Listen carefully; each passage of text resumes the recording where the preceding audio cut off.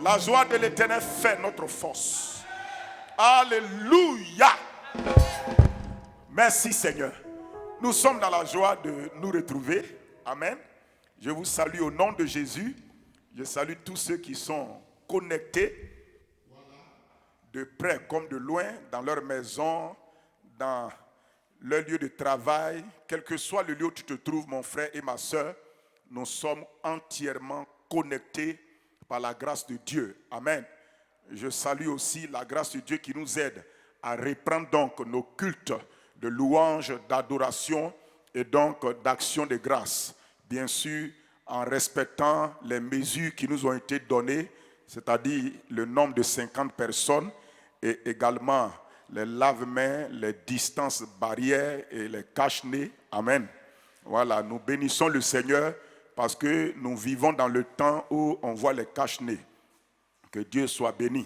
Chaque génération a ses difficultés, ses problèmes, ses situations qu'elle doit affronter et qu'elle doit gérer. Amen.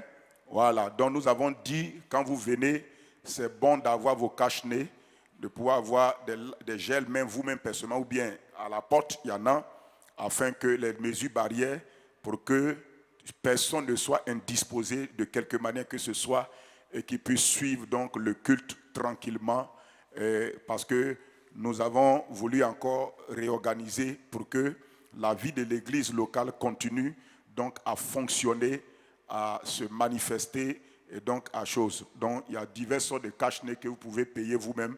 Voilà, vous arrangez, vous préparez ça bien et puis vous utilisez. Ok, voilà. Il y a cache-nez importé, il y a cache-nez fabrication locale, il y a toutes sortes de cache-nez.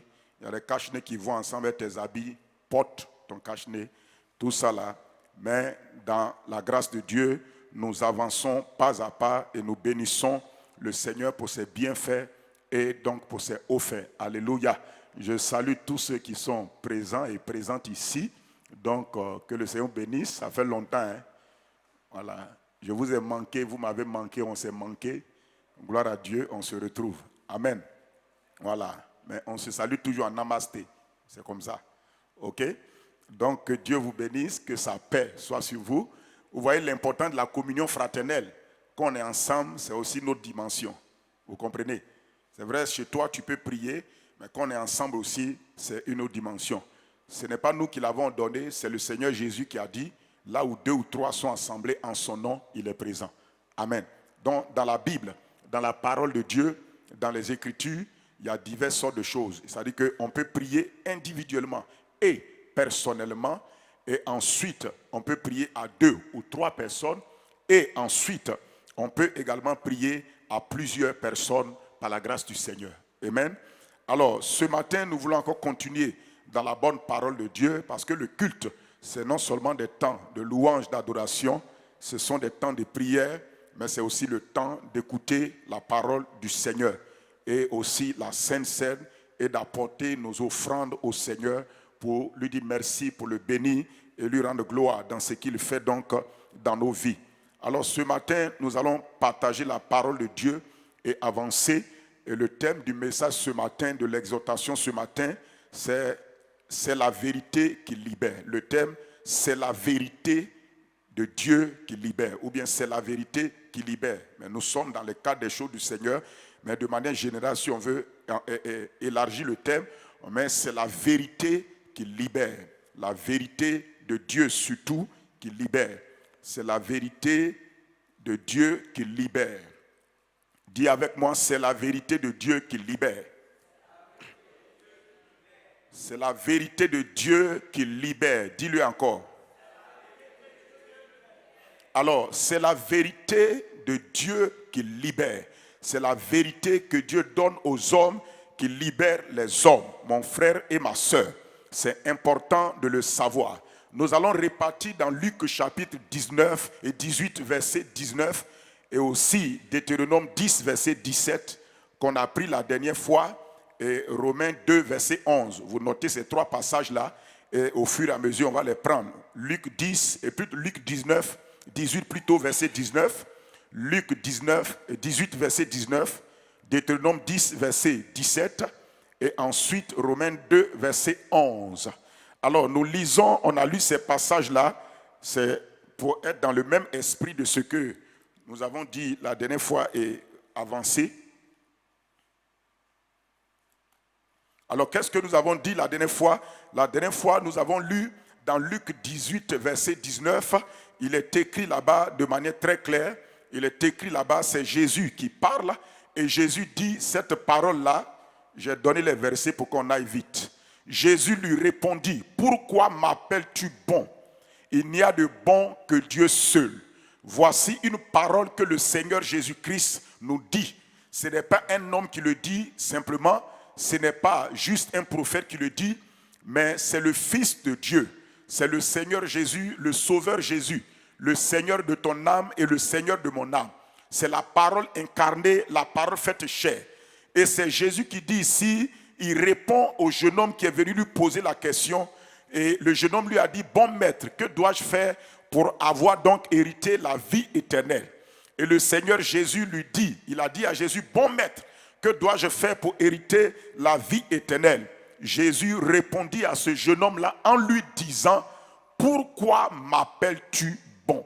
Ça doit nous amener à réfléchir, ça doit nous amener à penser, ça doit nous amener à méditer.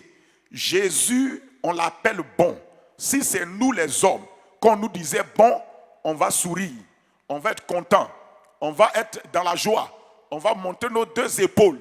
Mais Jésus, malgré que ce jeune homme-là lui a dit bon maître, Jésus n'a pas monté ses épaules. Pourtant, il peut le faire. Jésus ne s'est pas enorgueilli et gonflé. Nous les hommes, on aime qu'on nous vante, on aime qu'on parle bien de nous. Mais Jésus est humble. Et Jésus, c'est reconnaître à Dieu ce qui est à Dieu et aux hommes ce qui est aux hommes. C'est vrai, les hommes peuvent être bons, mais Jésus voulait apprendre quelque chose d'abord. C'est-à-dire, avant de venir dans la bonté des hommes, il faut d'abord remonter à la bonté de Dieu. Si tu ne vois pas la bonté de Dieu et que tu vois la bonté des hommes, la bonté des hommes va te décevoir. C'est la bonté de Dieu qui équilibre la bonté des hommes.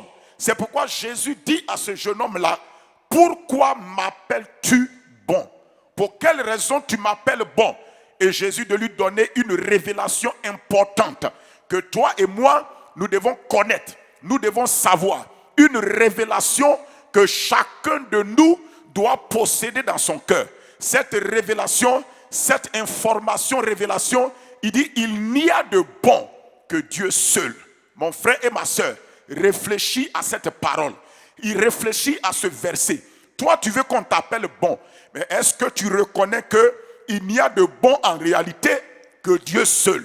Et c'est le bon Dieu là qui donne à un être humain que lui l'a créé d'avoir aussi un cœur bon et d'être bon. Et cela veut dire un homme qui ne considère pas que Dieu est bon, qui n'a pas la vision que c'est Dieu d'abord qui est le seul bon, cet homme-là ne pourra pas lui-même entrer dans la réalité de la bonté. Parce qu'il dit, c'est Dieu qui est bon là, qui fait que toi aussi tu peux être bon, et nous aussi nous pouvons être bons. Donc il dit à ce jeune homme-là, il n'y a de bon que Dieu seul. La seule personne qui est bonne, c'est Dieu. C'est une grande parole, une puissante parole. Jésus dit, il n'y a de bon que Dieu seul. Et comme Jésus est le chemin, comme il est la vie et il est la vérité, cela veut dire ce qu'il a dit là, c'est la vérité. En réalité, il y a un seul qui est bon, c'est Dieu. Un point, un trait. Non mais moi je suis bon quand même. On te dit il y a un seul qui est bon. Cela veut dire que si tu n'es pas lié à Dieu, si tu n'es pas en relation avec Dieu, ce que tu appelles bonté là, en réalité ce n'est pas bonté. En réalité, c'est tes intérêts. Tu es bon parce qu'il y a tes intérêts en jeu. Quand il n'y a pas tes intérêts, tu es bizarre. C'est là que tu vois que tu n'es pas bon. Pourquoi il dit il n'y a de bon que Dieu seul? Parce que la seule personne qui reste bonne, quelles que soient les situations, les circonstances, même quand ses intérêts sont menacés, c'est Dieu.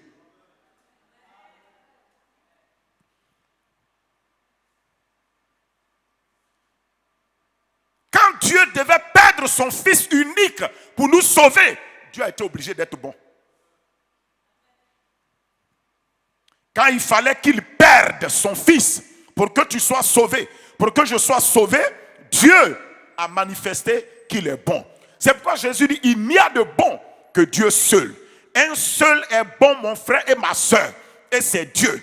Peut-être que c'est difficile pour un païen de l'accepter, mais pour toi qui crois en Jésus-Christ, tu dois t'asseoir et dire, Seigneur, c'est toi seul qui est bon. C'est toi seul qui est bon. En réalité, si tu vois que Dieu seul est bon, en réalité, tu vas voir que tu pourras posséder, tu pourras expérimenter, tu pourras vivre la bonté de Dieu concrètement et correctement aussi dans ta vie. C'est parce que j'ai accepté le Dieu bon qu'il me donne aussi sa bonté dans mon cœur. Il dit donc, il n'y a de bon que Dieu seul. Alléluia. Il n'y a de bon que Dieu seul. Et ce Dieu bon là, on a vu la semaine passée que comme il est bon, il est le Dieu qui ne fait exception de personne. Selon Deutéronome 10, verset 17 là, il dit que ce Dieu-là, il ne fait exception de personne. Il dit car l'Éternel votre Dieu est le Dieu des dieux, le Seigneur des seigneurs, le Dieu grand, fort et terrible. On est en train de décrire ton Dieu. On dit l'Éternel ton Dieu est le Dieu des dieux. Il est le Seigneur des seigneurs. Il est le Dieu grand, fort et terrible. Et que ce Dieu-là, il ne fait exception de personne. Le Dieu bon ne fait exception de personne. Cela veut dire que chez lui, il n'y a aucun favoritisme de personne. C'est pourquoi on dit, ce Dieu-là, il ne fait exception de personne. Et on dit, et il ne reçoit point de présent. Ça veut dire quoi? Comme Dieu ne fait exception de personne, alors il n'accepte pas des cadeaux qui vont l'amener à faire du favoritisme. C'est pourquoi on dit, il ne reçoit pas de présent. On n'a pas dit, il ne reçoit pas des offrandes, des séments et des dîmes. On dit, il ne reçoit pas, par rapport au fait qu'il ne fait pas de favoritisme, il ne prend pas de présent de quelqu'un pour faire favoritisme. C'est pourquoi je vais vous dire, vous ne pouvez jamais corrompre Dieu. Tu ne peux pas corrompre le type. Tu ferais mieux d'abandonner toute tentative de corruption vis-à-vis de Dieu. C'est ça? On dit qu'il ne fait exception de personne. Et comme il ne fait exception de personne, il n'a pas de favoritisme. Il ne dit pas j'aime lui là et je déteste lui là. Alors, personne ne peut passer derrière pour venir lui donner un présent pour dire Dieu, fais en ma faveur. Dieu, élève-moi mais laisse l'autre là, moi. Ça n'existe pas dans le monde de Dieu. C'est à cause de cela que comme il fait exception de personne, Dieu ne prend pas de présent pour mettre l'autre de côté puis il fait avancer l'autre. À cause de ça, Dieu n'aime pas la jalousie entre les gens. C'est à cause de ça que la jalousie n'a aucun sens devant Dieu. Tu n'es qu'un jaloux de quelqu'un d'autre, la personne jalouse de toi, il ne va pas avancer, tu vas pas parler. Dieu ne va pas, à cause de sa jalousie, le faire avancer. Dieu ne fait pas ça. Pourquoi il y a la jalousie au milieu des hommes? C'est parce que les hommes font exception de personne. C'est parce qu'au milieu des hommes, on peut offrir des présents et puis prendre des positions. C'est à cause de ça que Dieu travaille par choix. Comme en lui, il n'y a point de favoritisme, personne ne peut forcer la main de Dieu. Écoutez ce que je vous dis. Personne ne peut forcer la main de Dieu. Aucun politicien ne peut forcer la main de Dieu pour que Dieu lui donne le pouvoir. Jamais. Ça n'existe. Personne ne peut forcer la main de Dieu pour que Dieu lui donne telle femme ou tel homme. Si tu as forcé pour prendre, c'est toi qui allais prendre. Tu n'es pas forcé la main de Dieu. C'est à cause ça, dit Seigneur, moi en tout cas, toi tu dis de marier cet homme-là, moi je ne veux pas, c'est cet homme, je veux marier. Ils pensent qu'ils vont forcer la main de Dieu. Non, on ne force pas la main de Dieu. Parce que Dieu fait tout chose d'après le conseil de sa volonté. C'est à cause ça, quand tu veux te marier, il faut t'asseoir. Il faut savoir, est-ce que tu forces la main de Dieu ou bien tu es en accord avec la main de Dieu.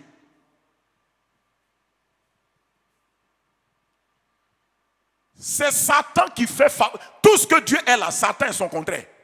C'est Satan qui fait favoritisme. C'est lui qui fait favoritisme. C'est lui qui force les choses. Mais en forçant les choses, là, il y a des conséquences. C'est à cause de ça, souvent on voit des méchants occuper des positions. Ils ne sont pas allés parce qu'ils le méritent. Ils sont allés simplement, mon frère, parce qu'ils ont forcé la chose. La bénédiction que tu forces pour avoir là, c'est que tu n'es pas encore prêt pour gérer.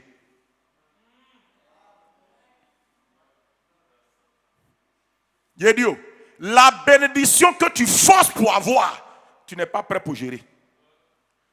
L'esprit de forcer les choses, c'est l'esprit des enfants spirituels, des bébés, des népios. C'est les enfants qui forcent. Ah, papa, il veut me donner ça. Il pleure. Il veut forcer pour qu'on lui donne. Est-ce que vous comprenez? Donc le Dieu bon l'a dit. Il dit que lui, il n'y a point de favoritisme en lui et il ne fait acception de personne et il ne reçoit pas de présents. Tu vas me dire, mais Dieu reçoit des offrandes, des semences, de quoi? Parce que les offrandes, les semences, les quoi? C'est lui qui a dit d'apporter. Donc c'est correct. Donc tu ne veux pas le corrompre, c'est que lui-même il a dit d'envoyer. Et quand il dit d'envoyer, là, c'est pour toi. C'est pour te faire du bien qu'il dit d'envoyer. Amen. C'est là, on est en train de parler de quoi? C'est la vérité de Dieu qui libère. Écoute-moi. Et il dit encore, dans Romains 2, verset 11, c'est le même verset, Romains 2, verset 11. Il dit, car devant Dieu, il n'y a point d'acception de personne. Devant les hommes, il y a favoritisme. Mais devant Dieu, il n'y a point d'acception de personne. Cela veut dire que le Dieu bon nous met tous au même pied d'égalité. Il nous met tous au même pied d'égalité. Je veux que ça soit clair en vous. Pour que vous ne pensiez pas que Dieu bénit quelqu'un d'autre plus que vous, ou bien Dieu privilégie quelqu'un d'autre plus que vous. Ça, c'est le cœur jaloux et le cœur ignorant qui pense comme ça. Sinon, en Dieu, devant Dieu, tous ses enfants, tous les êtres humains qu'il a créés, il n'y a point d'acception de personne. Quand on dit il n'y a point d'acception de personne, on parle et des croyants et des non-croyants. Devant Dieu, il n'y a point d'acception de personne. Il faut que ça soit clair en vous. Cette vérité-là n'est pas encore entrée. Parce que vous avez des choses en vous qui pensez que non, que Dieu, le Dieu bon, met tout le monde au même pied d'égalité. Et je vous ai dit, la différence entre le croyant et le non-croyant, c'est que le croyant a simplement accepté les principes du Dieu bon. Et il a accepté les principes du Dieu bon pour lui-même son bonheur. Donc ce Dieu bon là, devant lui, il n'y a point d'acception de personne. Alléluia. Il ne fait acception de personne. Maintenant, ce Dieu bon là, qu'est-ce qu'il veut pour toi? Qu'est-ce qu'il veut pour moi? Le Dieu bon veut pour toi et pour moi que nous menions une vie libre. Que nous puissions vivre dans la liberté. Que nous puissions vivre dans la liberté. Dieu veut que tu sois libre dans ta vie. Dieu veut que tu marches dans la liberté. Que tu vives dans la liberté. Que tu expérimentes une vie de liberté en toi. Est-ce que vous m'écoutez? Dieu veut ça pour toi. Il veut que ta vie soit libre. Ton cœur soit libre. Il veut que tu sois libre qu'on appelle de tes situations. Il veut que tu sois libre dans les situations de ta vie. Libre veut dire quoi? Il veut que tu vives une vie où tu n'es pas sous l'esclavage de quelque chose. Où tu n'es pas sous la domination de quelque chose. Il veut que tu vives une vie de liberté. Et une vie de liberté, c'est quoi? C'est une vie de victoire. Une vie libre, ce n'est pas une vie de délivrance. Hein? C'est une vie de victoire. La délivrance est une chose. Écoutez-moi. La Bible ne nous appelle pas à vivre une vie de délivrance. On nous appelle à vivre une vie de victoire. C'est différent. Ah, Seigneur. Oh, beaucoup de chrétiens aujourd'hui vivent une vie de délivrance. Ils ne sortent jamais de la délivrance. Chaque jour délivrant. Non! Pourquoi? Parce que Dieu nous a déjà délivrés de la puissance des ténèbres. Maintenant, il nous a délivrés pour qu'on vive une vie de victoire. Colossiens 1, verset 13 dit, il nous a délivrés de la puissance des ténèbres et il nous a littéralement transportés dans son royaume. Donc nous sommes dans le royaume de Dieu parce qu'on est délivrés. Maintenant, nous devons vivre la vie victorieuse. Quand Israël a été délivré de l'Égypte et qu'ils sont sortis d'Égypte, ils ont traversé la mer Rouge, ils étaient délivrés du pouvoir de Pharaon. Maintenant, ils devaient vivre une vie de victoire tout le long du désert jusqu'à Canaan. C'est ça, ils n'ont pas réussi. Pourquoi? Écoutez-moi, quand ils ont traversé l'eau, ils sont partis. Est-ce que Pharaon restait derrière? Non. La preuve, Pharaon est mort. Pharaon est libéré. La délivrance établit que Satan est mort. Ça dit que quoi? Il y a une barrière entre lui et toi. Écoute-moi bien. Si le péché, c'est la séparation d'avec, le péché produit la mort. Le salaire du péché amène la mort. La mort, c'est la séparation d'avec Dieu et l'amitié avec Satan. Mais la délivrance, c'est la séparation d'avec Satan et l'amitié maintenant avec Dieu. Si le péché nous a rendus esclaves de Satan, la délivrance de Jésus nous libère de Satan et nous rend maintenant esclaves ou bien amis de Dieu. Si tu crois pour l'autre, là, tu dois croire aussi pour l'autre. Tous sont péchés et sont privés de la gloire de Dieu. Le salaire du péché, c'est la mort. La mort, c'est la séparation d'avec Dieu. La vie, c'est la séparation d'avec Satan. C'est tout. Quand tu dis tu as la vie de Christ là, tu es vivant en Christ là, c'est-à-dire que tu es séparé de Satan. Donc quand Israël a accepté le sang de l'agneau, ils ont reçu la vie, la rédemption, et ils sont sortis du pouvoir de Pharaon. Ils ont traversé la mer, Pharaon a été englouti. Toute leur marche, c'était de pouvoir vivre la victoire. Mais c'est la vie de victoire qu'ils n'ont pas réussi. Le Dieu bon veut que tu vives une vie de liberté. Il veut que tu sois libre. Être libre, c'est quoi? C'est vivre dans la victoire. Être libre, ce n'est pas la mort de tes ennemis, mais c'est la victoire sur tes ennemis. Arrêtez que vos ennemis meurent. Écoutez-moi. Il y a des choses, si ça meurt là, tu ne vas pas avancer. Ça doit vivre pour que tu progresses. Tu ne sais pas que c'est le fumier qui fait pousser la semence?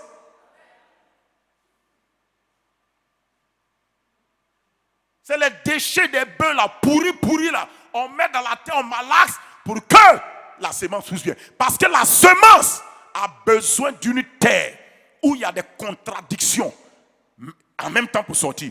L'engrais, c'est quoi? C'est lorsque souvent des challenges, des difficultés, des choses viennent dans ta vie. C'est ça qui fait que tu sors. Ok? C'est ça qui fait que tu sors. C'est ça qui fait que tu sors. L'engrais, c'est ça. Donc, le challenge, écoute-moi mon frère, ma soeur. Donc, la difficulté ici, c'est quoi? La victoire, là, ce n'est pas seulement... Non, la victoire, ce n'est pas que tes ennemis meurent. La victoire, c'est simplement que tu vives dans la liberté divine.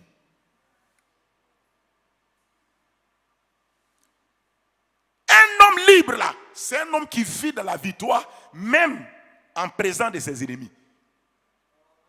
C'est-à-dire que quoi? Il n'est plus dominé, il n'est plus contrôlé par ses ennemis. Il n'est plus influencé par ses ennemis. Il vit une vie sans crainte de ses ennemis. La liberté, c'est la vie sans crainte. C'est la vie libre. C'est la vie de victoire sur mes ennemis. C'est à cause de cela, frères et sœurs, la liberté, ce n'est pas la mort du péché, c'est la victoire sur le péché. Ce n'est pas la mort de Satan et des démons, c'est la victoire sur Satan et les démons. Ce n'est pas la mort de la maladie, c'est la victoire sur la maladie. C'est à cause de ça, tant qu'on est sur la terre, les maladies ne disparaîtront pas. Le péché ne va pas disparaître. Satan et ses démons ne vont pas disparaître de la terre, ils sont déjà là.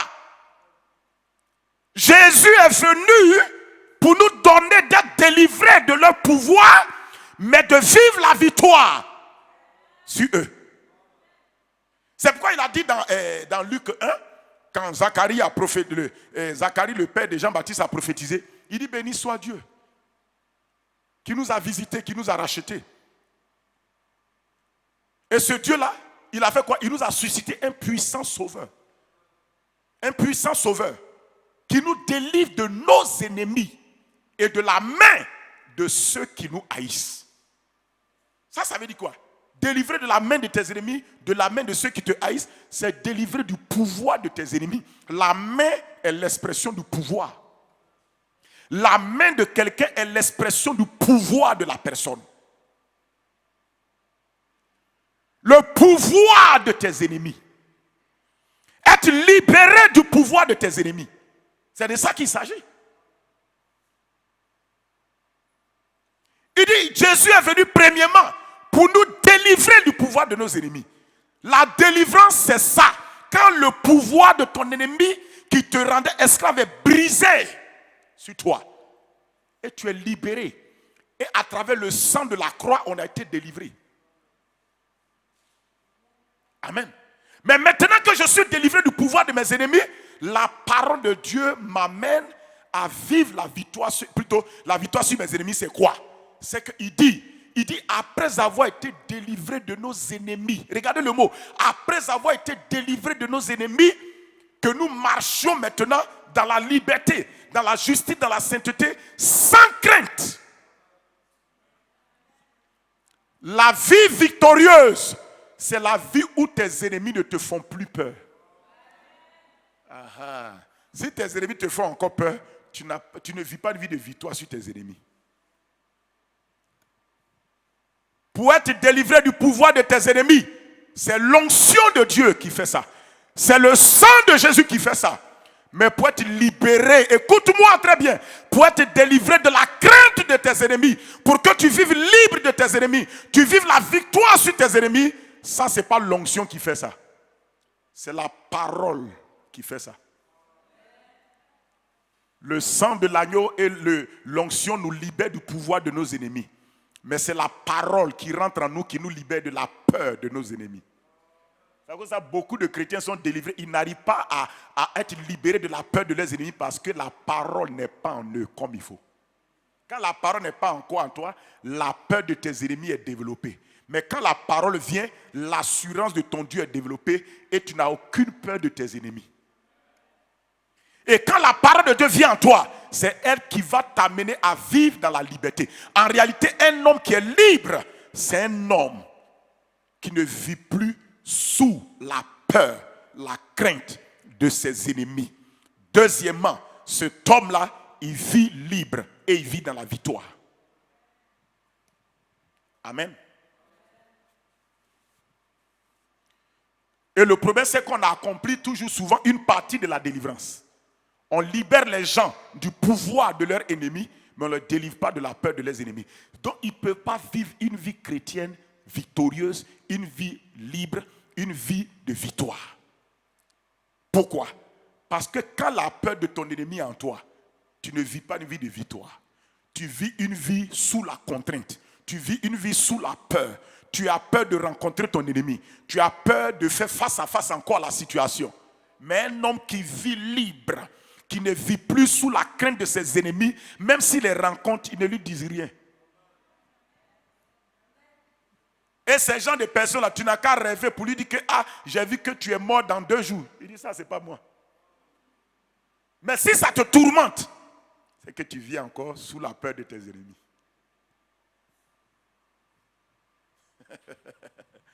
Il y a des gens, un peu de rêve seulement, ils sont déstabilisés. C'est à cause de ça, il y a des gens, vous dites, vous voulez voir vision. Dieu fait tout pour ne plus pas vous montrer vision, pour que vous soyez tranquille. Pensez à des choses, quand tu vas voir là, tu ne peux pas supporter, ça va t'effrayer. Il y a un petit rêve, même Dieu t'a donné sur quelqu'un. Dieu t'a montré, quelqu'un a fait un accident. Déjà, même tu es tourmenté.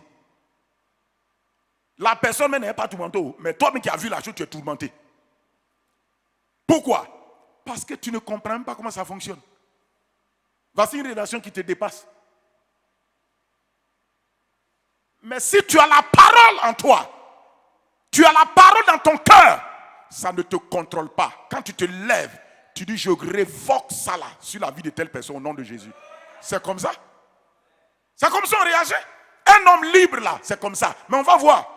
Donc je dis que le Dieu bon, en qui il y a point de favoritisme là, qu'est-ce qu'il veut pour toi ma soeur? Qu'est-ce qu'il veut pour toi mon frère? Il veut que son peuple, ses enfants, vivent une vie de victoire. Une vie libre et une vie sans la peur de leurs ennemis. Dieu veut qu'on ait la victoire sur la chair, la victoire sur le monde et ses circonstances, la victoire sur Satan et ses démons. Dieu t'a appelé à vivre cette vie dans la liberté, dans la victoire. Est-ce que Dieu veut pour toi?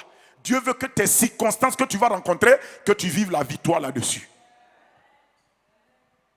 Dieu veut pour nous une vie libre. Allons-y dans Jean 8. Jean chapitre 8. Verset 30. Prenons verset 29 à 31. Jean 8. À partir du verset 29. On va aller jusqu'au 32 même, si possible.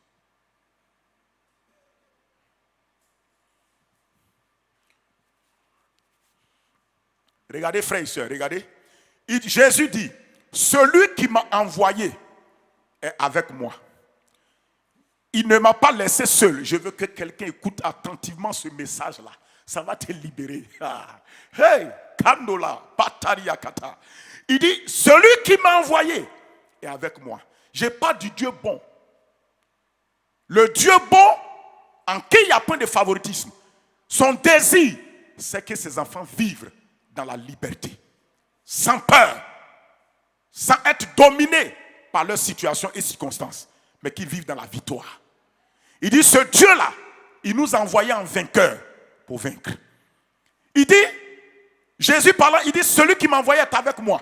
Il ne m'a pas laissé seul. Parce que je fais toujours ce qui lui est agréable. Le verset qui suit.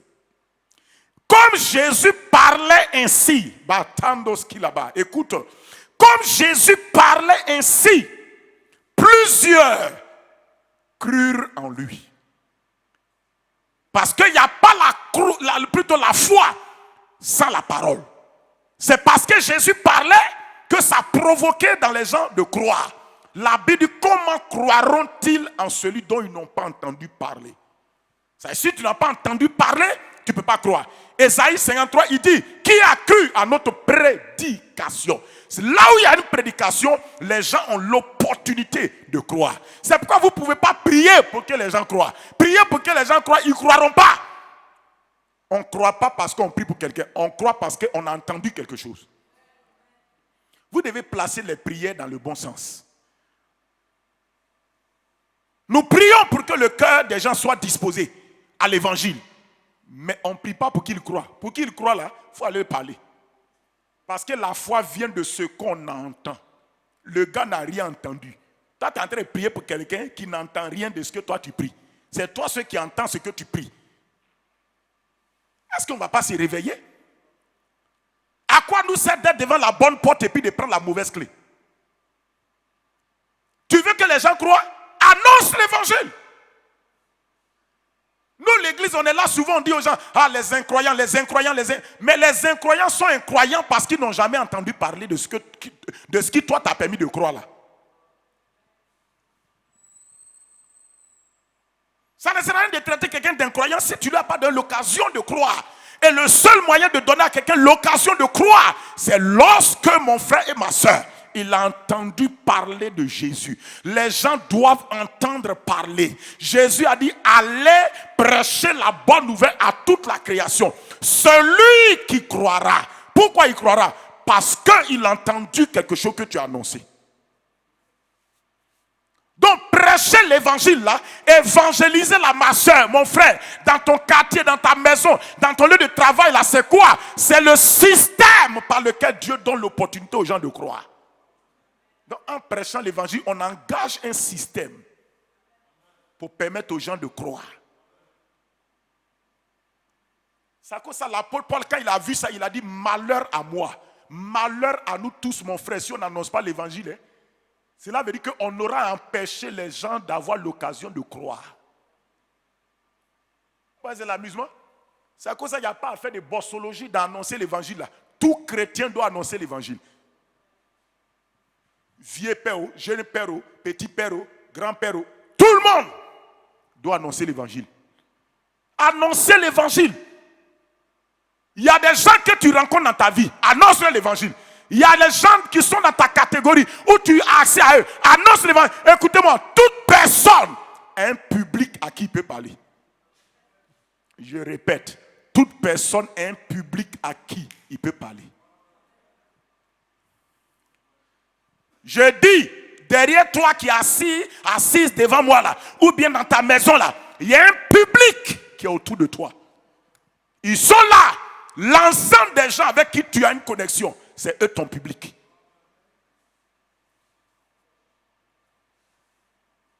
Vous ne leur parlez pas et puis vous dites que pasteur, il faut venir leur parler. Le pasteur n'ira pas.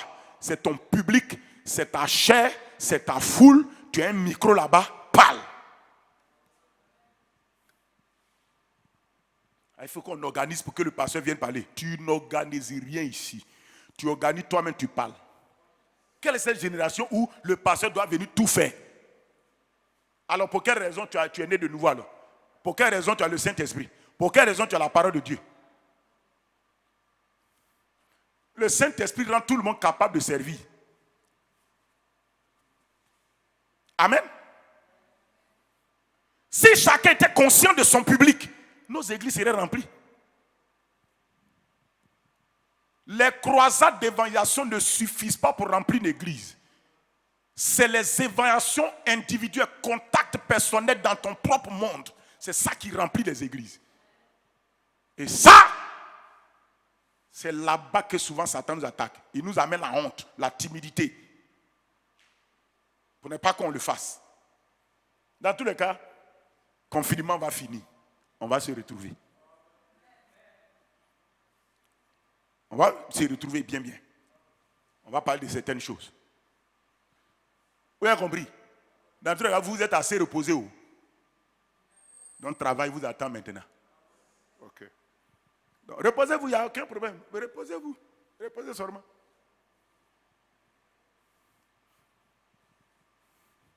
Confinement à Yoka passé, ça t'a donné repos. Mais ça va finir. Ça va finir? Ok. Tout le monde va rentrer dans le travail numéro 1 de Dieu, qui est l'évangélisation, gagner les âmes. L'évangélisation, c'est le système par lequel on s'en gagner les âmes. Ce n'est pas le système par lequel on s'en sauver les âmes. C'est Jésus qui a sauvé les âmes. Nous, on ne va pas les sauver, on s'en va les gagner. Il faut faire la différence. Hein? Tu n'es pas un sauveur d'âme, tu es un gagneur d'âme. Jésus les a déjà sauvés il y a longtemps. Nous, on s'en va maintenant les gagner.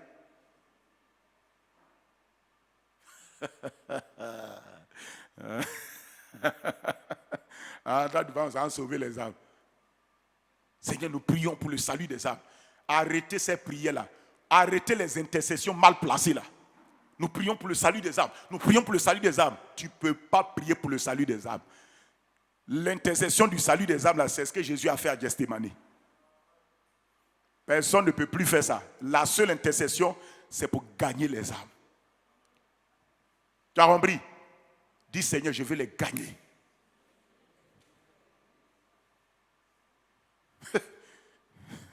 Bon, ok. Ok. Donc, je dis que ce Dieu bon là, il dit quoi? Il dit dans cette parole, il dit, quand Jésus était en train de parler, donc les gens ont cru en lui. Ils ont eu confiance. Écoutez-moi, c'est à cause de ça, chaque fois que vous donnez l'occasion de lire la parole, de la méditer, souvent je vais vous donner une technique. Quand quelqu'un est en train de lire la parole, à l'école, on nous a dit souvent, il faut lire la parole à voix basse, il ne faut pas parler, je dis que il faut lire doucement dans ton cœur. Mais je vais vous dire une chose. Un chrétien, quand tu lis la Bible, souvent apprend à lire la Bible à voix basse. Lis ça à voix basse, ou bien élève un peu le volume de ta voix, lis. Pourquoi? Parce que c'est le système de croire. Parce que quand un homme lit quelque chose, il entend, ça crée la foi.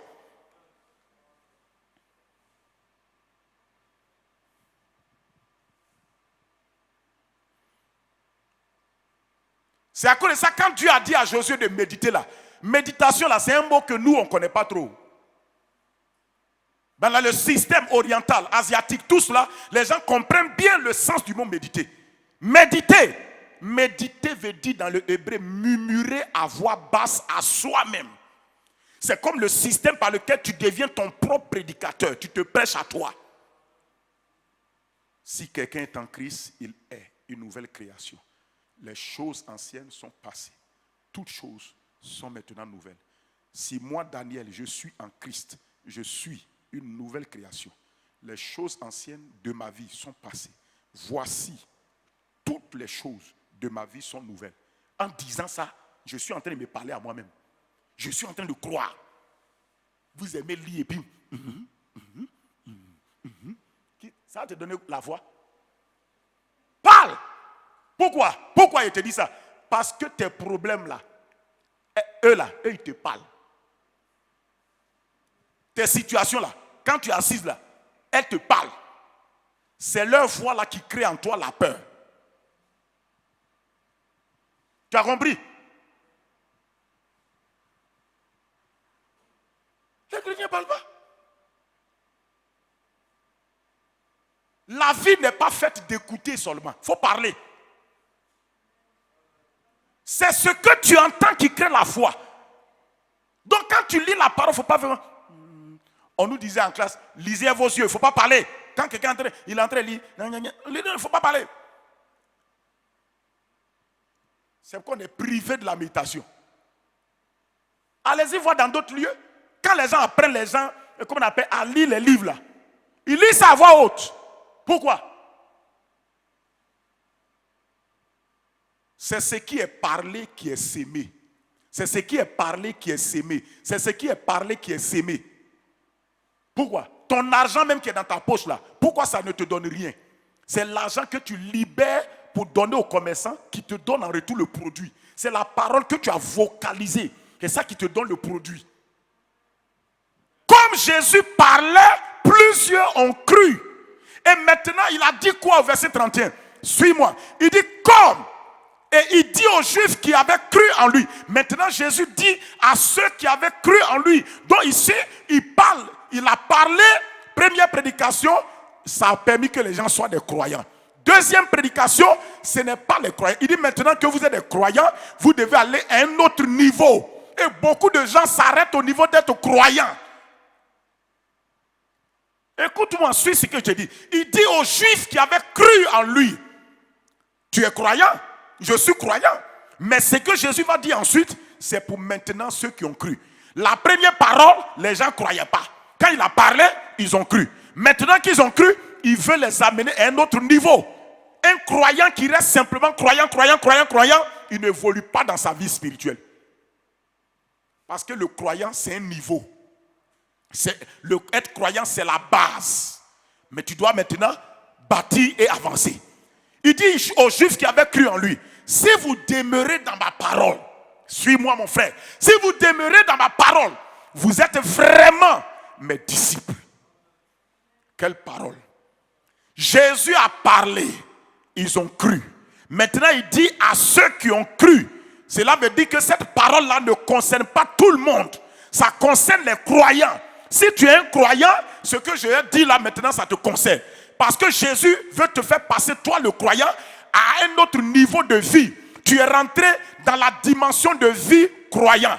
Mais il veut te faire rentrer au-delà d'être croyant dans une autre dimension de vie qui est la vie de liberté, la vie de victoire, où tu triomphes sur le péché, le monde, Satan, les démons, la chair, les circonstances, les vents, les tempêtes, les torrents qui viennent contre ta vie, où tu vis la victoire là-dessus. Et Jésus te dit, vous qui êtes là, écoutez-moi. Pourquoi la délivrance traîne? Pourquoi beaucoup de gens sont encore manœuvrés par des choses? Parce qu'ils ont de sorte qu'ils ont l'impression que Dieu n'est pas bon. Ils ont l'impression que Dieu fait du favoritisme. Non, Dieu ne fait pas de favoritisme. C'est parce que les gens ne savent pas entrer dans la liberté. Suivre, tu vas voir. Donc il a dit à ceux qui avaient cru en lui, si vous demeurez dans ma parole, vous êtes vraiment mes disciples. Si vous demeurez dans ma parole, c'est un autre niveau. C'est le niveau des disciples. Il dit si vous êtes croyant, mais vous ne devez pas rester croyant. Le croyant là, on peut le déstabiliser. Mais le disciple il est passé à un autre stade. Il dit, si vous demeurez dans ma parole, vous êtes vraiment mes disciples. Et qu'est-ce qui va se passer? Il dit, vous connaîtrez la vérité. Et la vérité vous affranchira, vous rendra libre. Ou bien la vérité là fera que vous allez vous libérer de certaines choses dans votre vie. Amen. Jésus dit, si vous demeurez dans ma parole, vous êtes vraiment mes disciples. Si vous restez dans ma parole, demeurer veut dire quoi? Demeurer veut dire passer du temps dans un endroit. Tu ne peux pas faire le demeurer si tu ne passes pas du temps. Demeurer dans la parole veut dire passer du temps dans la parole. Beaucoup de chrétiens ne passent pas du temps dans la parole. Beaucoup de chrétiens sont des passants dans la parole. Ils ne sont pas des demeurants dans la parole. C'est celui qui demeure dans la parole que la parole s'ouvre pour lui. La parole ne s'ouvre pas pour toi parce que tu ne demeures pas, tu passes. Jésus n'a pas utilisé le mot ici, écoute-moi. Jésus n'a pas utilisé un autre mot. Il dit, si vous demeurez dans ma parole, on va revenir. Vous êtes vraiment mes disciples. Il dit, vous connaîtrez quoi? La vérité. Suis-moi mon frère, ma soeur. Vous connaîtrez la vérité. Il dit, quand tu vas demeurer dans ma parole, quand tu vas rester longtemps dans ma parole, quand tu vas te donner l'occasion de passer du temps dans ma parole, c'est ça demeurer. Tu ne peux pas demeurer si tu ne prends pas en compte la notion de temps. Tu comprends pourquoi Dieu a dit à Josué que ce livre de la loi ne se lâche pas de ta bouche. Médite-le quoi? Jour et nuit. C'est pour dire à Josué, ça demande de demeurer. Et pour demeurer, il faut apprendre à le faire la journée. Tu utilises aussi la nuit. Passe du temps. C'est la notion de temps. Dieu voulait faire comprendre à Josué. Ce que Dieu a dit là-bas, Jésus le dit d'une autre manière. Dieu dit jour et nuit. David aussi dans le psaume 1 dit jour et nuit. Jésus vient dire demeurer. Ça dit passer du temps. La parole de Dieu pour la découvrir. Pour découvrir son secret. Ça demande du temps. Il y a des moments ça va te prendre 30 minutes. Souvent 1 heure. Souvent 2 heures. Souvent mon frère. Plusieurs jours d'affilée. Souvent 1 semaine. Avant que ça se... Mais Dieu te promet que si tu demeures, le ciel va craquer la parole. Et ça va s'ouvrir pour toi. Ça veut dire que le demeurer demeurer dans la parole, c'est une manière d'exercer ta foi. C'est une manière de forcer la parole de Dieu à s'ouvrir pour toi. Regarde ta vie depuis que tu es chrétien. Combien de fois tu demeures dans la parole? Combien de temps tu passes dans la parole? Et combien de temps tu demeures dans ton portable? Combien de temps tu demeures dans les promenades? Combien de temps tu demeures dans les visites et les causeries inutiles? C'est à cause de ça, quand tu demeures dans le portable s'ouvre pour toi. Et il te montre toutes sortes de choses dedans. Quand tu demeures aussi dans des causeries inutiles, ça s'ouvre aussi pour toi. Ça fatigue ton cœur. Quand tu demeures dans les promenades inutiles, ça s'ouvre aussi pour toi. Le demeurer est la clé d'ouvrir les choses. Écoutez-moi, c'est à cause de ça, même dans les relations. Plus tu demeures avec quelqu'un, tu passes du temps avec quelqu'un, un jour la personne commence à s'ouvrir à toi, à te dire ses secrets. C'est le demeurer qui est la clé. Vous ne demeurez pas dans la parole. Et vous voulez avoir les secrets de la parole? Je te pose la question. Ce que tu appelles tes amis, vraiment, elle sait tout de moi. Ça là, c'est ma soeur. Je sais tout d'elle. À quel moment c'est arrivé? Vous avez demeuré ensemble longtemps. Quand vous demeurez ensemble longtemps, il y a une confiance et une relation qui s'établit. En ce moment, une ouverture s'établit. Chacun s'ouvre. C'est ça le secret. Ce qui est vrai pour le naturel, c'est vrai pour le spirituel. Hein? Ou bien? C'est ça. La plupart, comment tu as fait pour voir ta femme?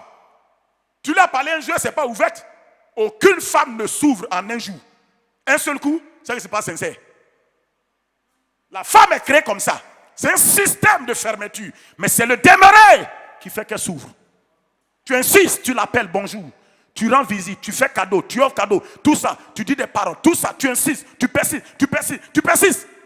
La fois, elle dit, vraiment, je vois que le gars est sincère. Paf, elle s'ouvre. Et tu as gagné comme ça. C'est pas ça qu'avait tu as gagné. Oui, mon frère, c'est pas ça qu'avait tu as gagné. Alors.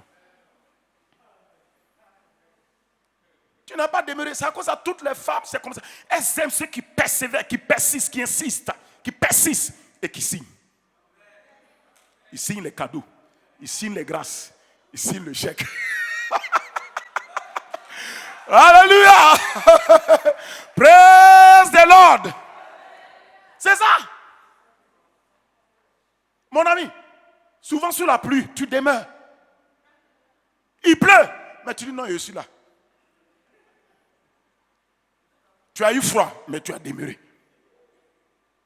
Parce que ce qui a de la valeur, on trouve ça en demeurant. C'est pourquoi il dit celui qui a trouvé une femme a trouvé le bonheur. Le mot trouver là, tu comprends maintenant. Le mot trouver veut dire demeurer. Rester là. Persévérer dans ce que Dieu t'a révélé pour toi. Reste là. Reste là. Si Dieu t'a vraiment parlé, la personne va s'ouvrir. C'est pourquoi une femme qui souffre facilement, il faut faire attention. Il faut faire attention. Il faut faire attention. Pas comme ça.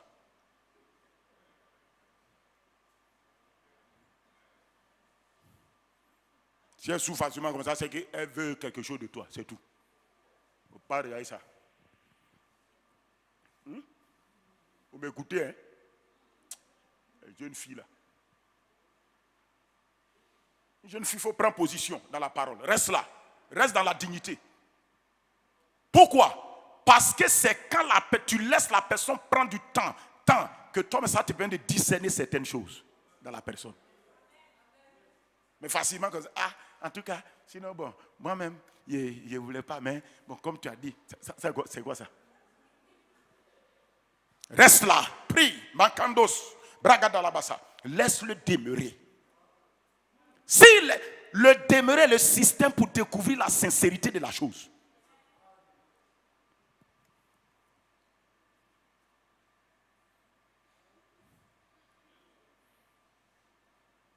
Et quand il demeure, tu demeures, en ce moment-là, tu vois que, tu commences à dire. C'est pourquoi Jésus dit que si vous demeurez dans ma parole, vous connaîtrez, vous êtes vraiment mes disciples.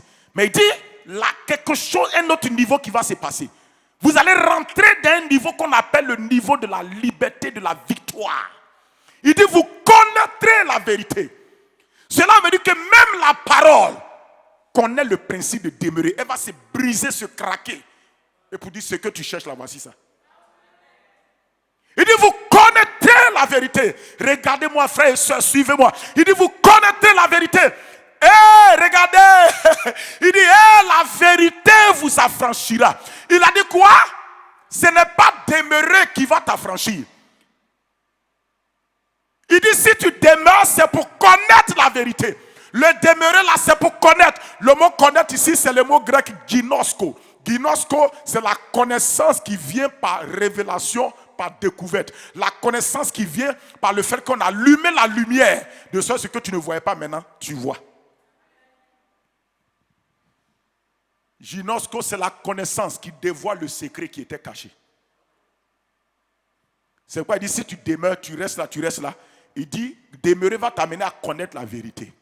Pourquoi il dit, tu dois connaître la vérité? Il dit, parce que la finalité, il dit, et la vérité vous affranchira. Écoutez-moi, s'il vous plaît. Écoutez-moi, frères et sœurs. Vous qui êtes ici, vous qui me suivez, écoutez-moi. Il dit, et la vérité vous affranchira. Je te pose la question. Qu'est-ce que Jésus a dit qui va t'affranchir? Répondez-moi. Si tu es là, c'est pour répondre. Il a dit quoi ici? Qu'est-ce qui va t'affranchir? Il dit, et la vérité t'affranchira. Écoutez mon frère, je vais te dire quelque chose qui va t'étonner. La prière n'affranchit personne. Le jeûne n'affranchit personne. C'est la vérité qui affranchit. Oh, nous, on a tout mis sur la prière. Tout mis sur le jeûne. Le jeûne n'a affranchi personne. La prière n'a affranchi personne. C'est à cause de ça, si tu t'en vas prier en tant qu'un ignorant de la vérité, tu n'es pas libre. Si tu t'en vas jeûner sans connaître la vérité, tu ne seras pas libre. C'est la vérité que tu connais et que tu utilises dans la prière et dans le jeûne. C'est ça qui fait que tu es libre. En réalité, la prière et le jeûne sont des moyens pour exploiter la vérité, pour manifester la liberté. Ou bien, c'est comme tu es devant une porte et puis on te dit voici la clé qui ouvre la porte. La clé là, c'est quoi? La clé là, c'est la vérité qu'on t'a donnée. N'est-ce pas? C'est la vérité qu'on t'a donnée. Maintenant, ouvrir la porte là, c'est quoi? Tu dois, plutôt la prière c'est quoi? C'est l'acte que tu fais pour introduire la clé, pour tourner et pour ouvrir la porte. N'est-ce pas? Donc la prière et la vérité, plutôt le jeûne, sont des moyens que Dieu a mis à nos dispositions pour utiliser la vérité qu'on a connue. C'est à cause de ça, moi je le dis et je le répète. La prière ne passe pas avant la parole. La parole vient d'abord et la parole fabrique la prière. C'est pourquoi un homme qui n'a pas la parole, qui ne connaît pas la parole, ne connaît pas la vérité. Et quand il ne connaît pas la vérité, il ne saura pas prier. C'est à cause de ça, beaucoup de nos prières aujourd'hui sont remplies de bavardage et non de la vérité de Dieu. Jésus dit, la prière qui libère les gens, c'est la prière vérité.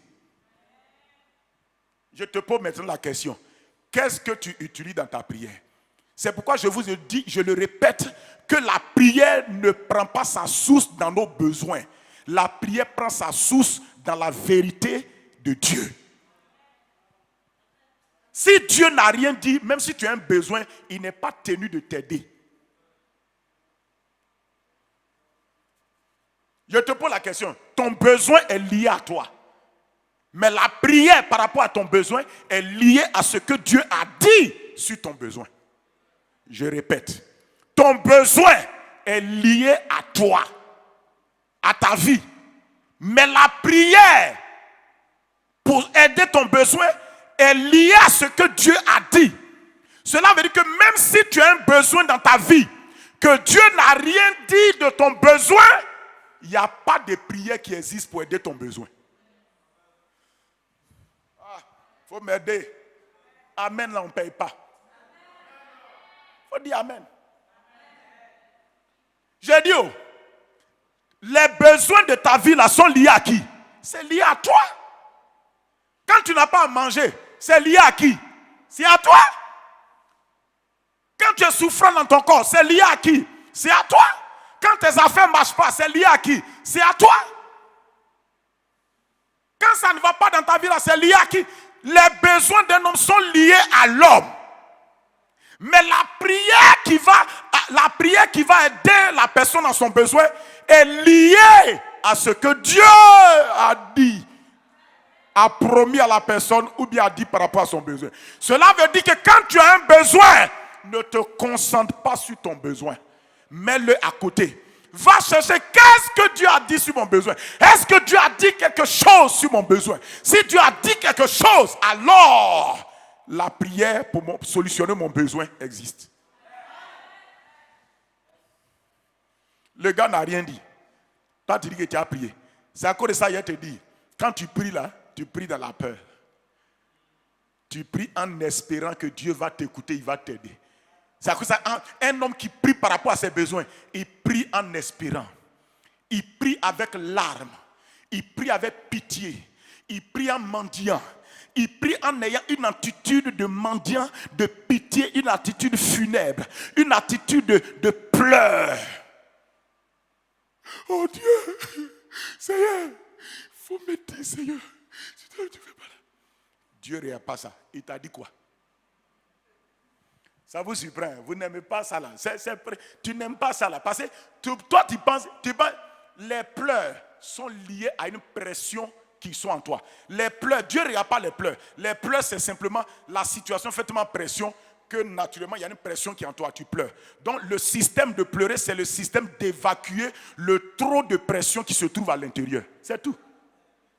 Pleurer, ce n'est pas une prière. C'est-à-dire que ton conteneur d'émotions est trop rempli. Maintenant, on doit vider. Donc, quand tu as prié, un moment, tes émotions se relâchent. Moi, quand quelqu'un vient dans mon bureau, il pleure, je sors mouchoir et lui donne. Et puis il dit non, et puis je me tais, je le regarde. Il dit non, libère-toi, il faut te libérer. Quand il a fini de se libérer, il dit c'est bon, maintenant ouvrons la Bible, on va aller là-bas. Il y a des gens, quand quelqu'un pleure, oh Seigneur, tu vois, il pleure, ça ne veut rien dire. Toi, tu dis à Dieu, il voit, il pleure. Oh, Dieu voit qu'il pleure déjà. Toi, tu informes Dieu que la personne pleure. Dieu dit, mais avant qu'il arrive, moi, il savait qu'il allait pleurer. Dieu dit, il a fini de pleurer. Mais, écoutez.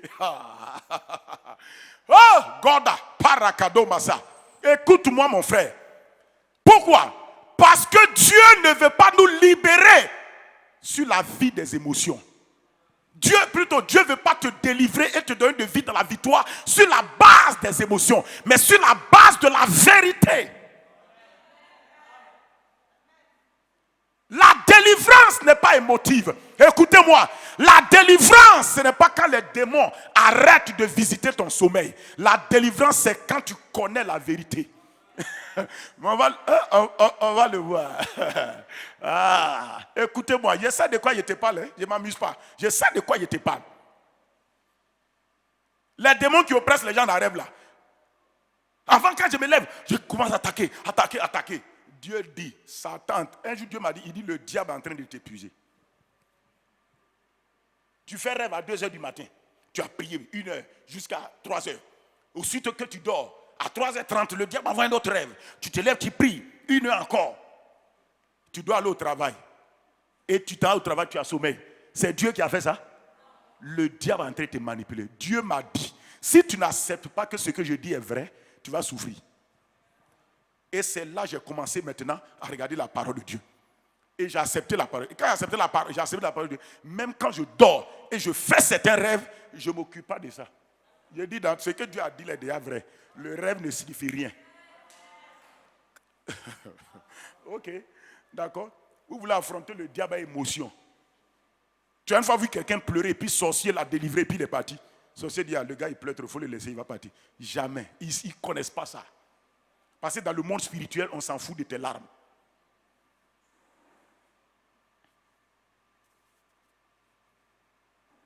Les larmes, tu vas pleurer. Quand tu pleures, Dieu envoie quelqu'un sur la terre pour te consoler. Mais si tu veux libérer de la situation qui te fait pleurer, ça, c'est la vérité. C'est la vérité. Regardez, écoute-moi. Allons-y vite, oh Seigneur. Regardez. Il dit, vous connaîtrez la vérité. Et la vérité fera quoi? Vous rendra libre. La vérité vous affranchira. La vérité rendra libre. Je vais vous dire, frères et sœurs, ce qui nous rend libres, c'est la vérité. Ce n'est pas la prière, ce n'est pas le jeûne.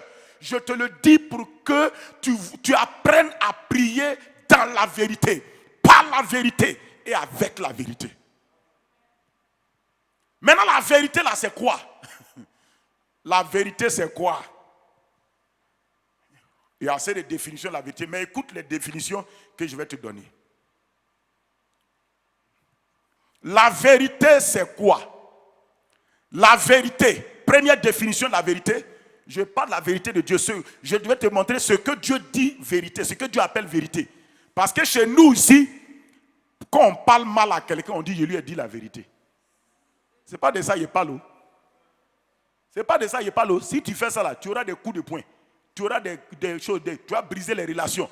Mais regardez, ça n'affranchit pas, ça brise les relations. Ou bien,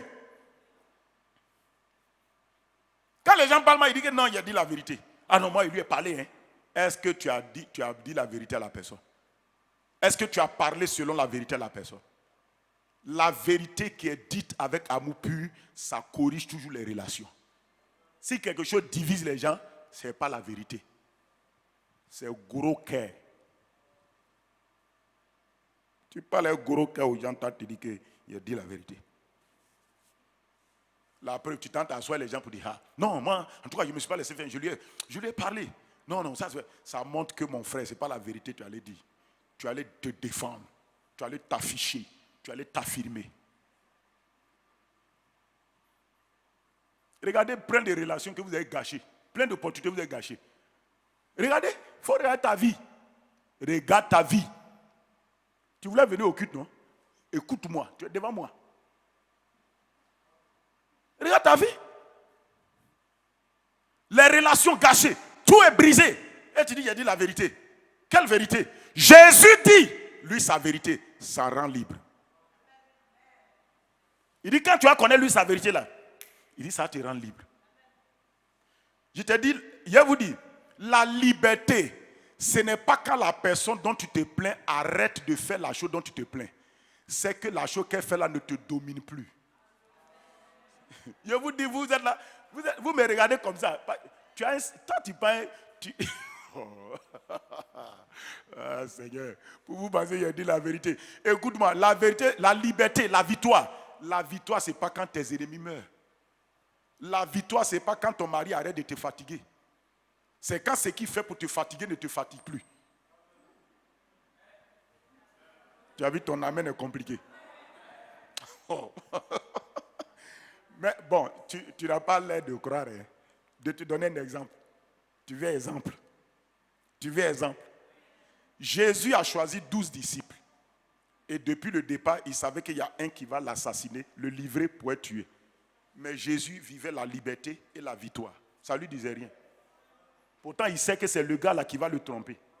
Si c'est chez nous, on dit non. Quand il veut, oui, quoi? Il faut rester là-bas. Ah. Ça veut dire que tu es dominé même par la révélation. Je vais vous dire une chose. Dieu ne chassera jamais tous vos ennemis loin de vous. Dieu ne va pas tous chasser vos ennemis loin de vous. Dieu ne va pas enlever tous vos Judas là en un jour. Souvent, ils sont là pour quelque chose. Écoutez-moi, il y a des gens, Dieu vous révèle leur cœur. Ce n'est pas pour que vous puissiez forcément vous séparer d'eux. C'est pour que vous puissiez savoir et vous attendre à ce qu'ils vont faire. Mais maintenant, à vivre la liberté par rapport à eux. Ils font tout ça, mais par sagesse, ça ne te contrôle pas. Quand Judas faisait les choses, on dit Jésus savait depuis le commencement qu'il va le livrer. Et ils ont fait 3 ans ensemble. 3 ans, tu sais que c'est lui là qui va t'éliminer, qui va te livrer. 3 ans. Toi, tu vas gérer ça comment? C'est un homme libre qui peut gérer ça. Il y a des informations qu'on ne donne pas à tout le monde. Tu ne peux pas gérer. Petit chose, Dieu t'a fait connaître, tu as commencé à critiquer la personne avec quelque chose. Petit seulement, tu as commencé à critiquer. Ah, en tout cas, mon Dieu m'a montré, cette soeur-là, son nature n'est pas jolie. On dit Jésus, Jésus n'a rien dit aux autres disciples. Il n'a rien dit aux autres disciples. Vous pensez que c'est tout, vous allez dire, vous gâchez les relations. La révélation qu'on te donne, et puis tu prends pour gâcher les choses, c'est que tu n'es pas mieux.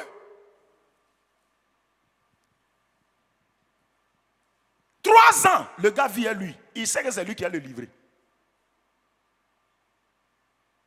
C'est ça la victoire, la liberté.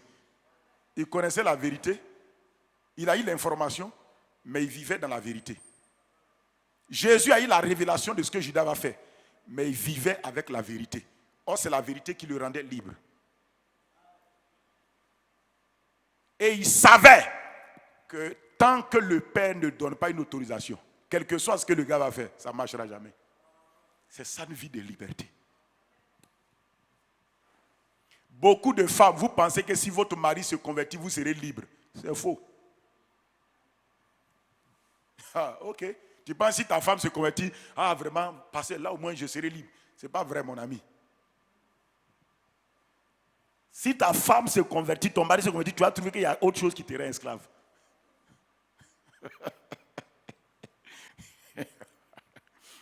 Pourquoi? Parce que vous ne savez pas que l'homme que nous sommes là, nous sommes les hommes que quand on aime accuser quelqu'un, rendre quelqu'un responsable de ce que nous-mêmes on sait qu'on doit traiter dans notre propre vie.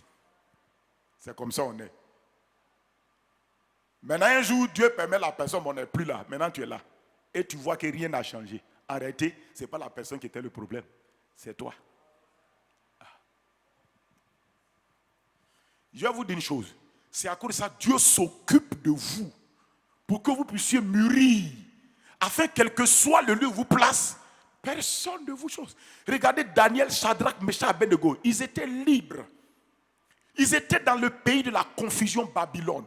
Mais ils ont régné. Ils ont régné. Ils ont régné au milieu d'une politique confuse, au milieu de l'idolâtrie, au milieu des complots. Ils ont vécu libres. De ce que tous les règnes de tous les rois, Daniel faisait partie des sages. Si nos chrétiens comprennent ça, ils sauront faire la politique. Bon, moi je suis pasteur. Non, écoutez-moi, je vais vous dire. Tout ce que vous voulez faire sur la terre, il y a son correspondant dans la Bible. Le problème, vous ne vous asseyez pas pour étudier et méditer, pour voir comment les autres qui font face aux mêmes problèmes auxquels nous on fait face aujourd'hui, là, comment ils ont opéré pour réussir. La Bible nous dit qu'il n'y a rien de nouveau sous le ciel. Ce qui a été là, c'est ce qui est. Et ce qui sera, a déjà été.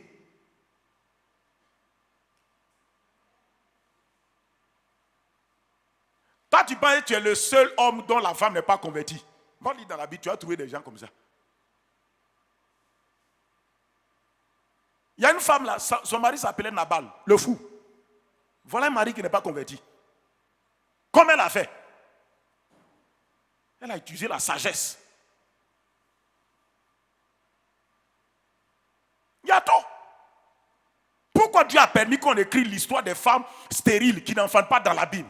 C'est parce que Dieu sait qu'en ton temps, des situations pareilles vont se lever. Ah, vraiment, il faut qu'on ait un autre avis sur la Bible. Hein. Dieu sait que ça va se lever. Et pour te donner de l'espérance à toi, et pour te donner la foi à toi dans la même situation, il te dit, regarde ce que j'ai fait pour telle personne. Pour que tu puisses croire. Et le même Dieu puisse répéter le même miracle. Donc, si tu es sage là, va prendre ce qui te concerne dans la Bible. Les lis, médite. Fais quoi? Demeure. Passe du temps. Souvent 1 mois, 2 mois. Vas-y seulement. Le jour ça va craquer. Tu sauras que ton miracle est prêt. Caramazondo. Hey. Toi tu dis non, mes affaires ne marchent pas. Dieu a montré les business, la compagnie des pêche de Pierre et frères. Ça n'a pas marché.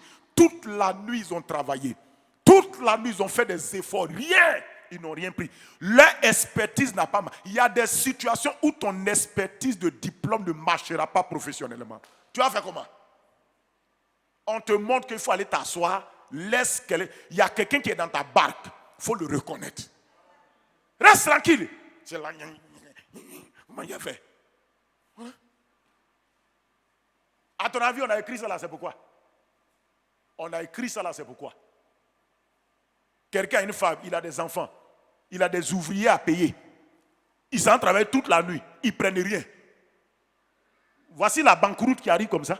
Voici la faillite qui arrive. Les ouvriers vont aller travailler chez quelqu'un d'autre. Sa famille va manger quoi? Tu penses que tu es le seul qui vit de telle situation? Tu penses que cette situation-là, elle est nouvelle? Ça a déjà existé. Comment Dieu a engagé le système pour aider? Dieu te dit, mais c'est la même chose, va là-bas. Le problème, je comprends. Vous ne voulez pas demeurer dans la parole. C'est à cause de ça. La paresse à demeurer dans la parole, là, c'est ce qui nous fatigue.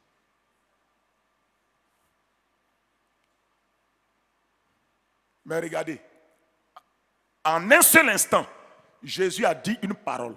Jésus a fait quoi? Il a donné une parole, une instruction.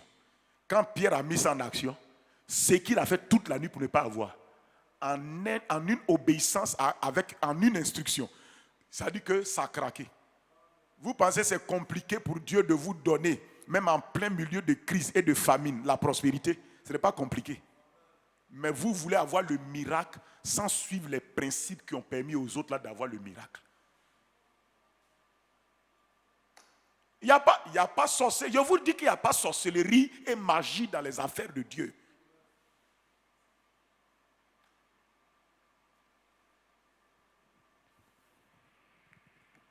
Ah, vraiment, mes enfants là, vraiment, ils n'obéissent pas. Tu penses que la situation d'enfants qui n'obéissent pas là, c'est nouveau.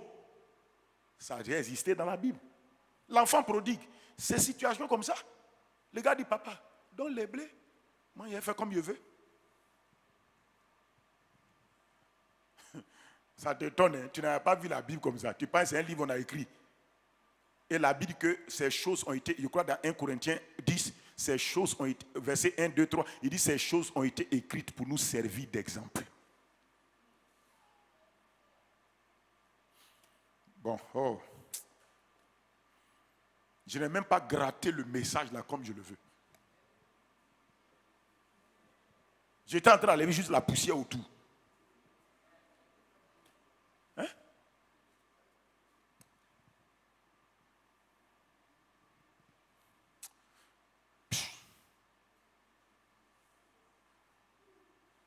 C'est 1 Corinthiens 10, verset 11. 1 Corinthiens 10, verset 11. Aïe, aïe, aïe, Seigneur. Hein? On n'a même pas gratté. Je suis content de vous voir.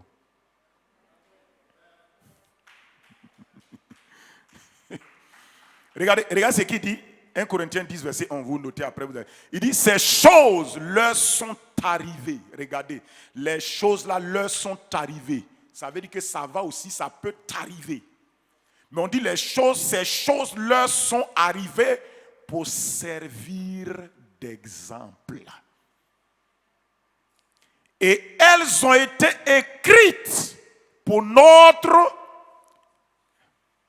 Elles ont été écrites pour quoi? Pour notre instruction. Cela veut dire que quoi? Elles ont été écrites, on dit les choses là leur sont arrivées pourquoi? Pour servir d'exemple. Ça veut dire pour servir de modèle d'exemple. Quelque chose, ça veut dire que quelque chose qu'on peut regarder. Quelque chose qu'on peut regarder comme un modèle pour nous aussi nos situations. C'est ce qu'il est en train de dire. Il dit deuxièmement, c'est arrivé pour servir d'exemple. Mais Dieu a dit ce qui est arrivé là. Ils n'ont qu'à écrire ça dans un livre qu'on appelle la Bible, qui est dans ta main depuis longtemps. On dit mais ça a été écrit pour notre instruction. Instruction veut dire que quoi? Pour nous donner la révélation et un ensemble de directives à appliquer pour avoir le même résultat qu'ils ont eu. Ou bien un ensemble de choses à éviter pour ne pas tomber dans les mêmes problèmes dans lesquels ils sont tombés. Il dit pour nous servir d'instruction à nous qui sommes parvenus quoi? À la fin des siècles.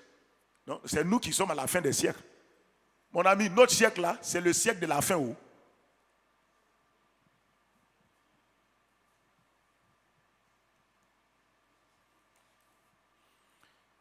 Bon, je vais arrêter tout à l'heure parce que je serai obligé d'arrêter. Mais je vais vous donner la définition de la vérité. Sinon, ça me fait un peu mal parce que j'ai... Vous savez, une prédication ne met pas du temps.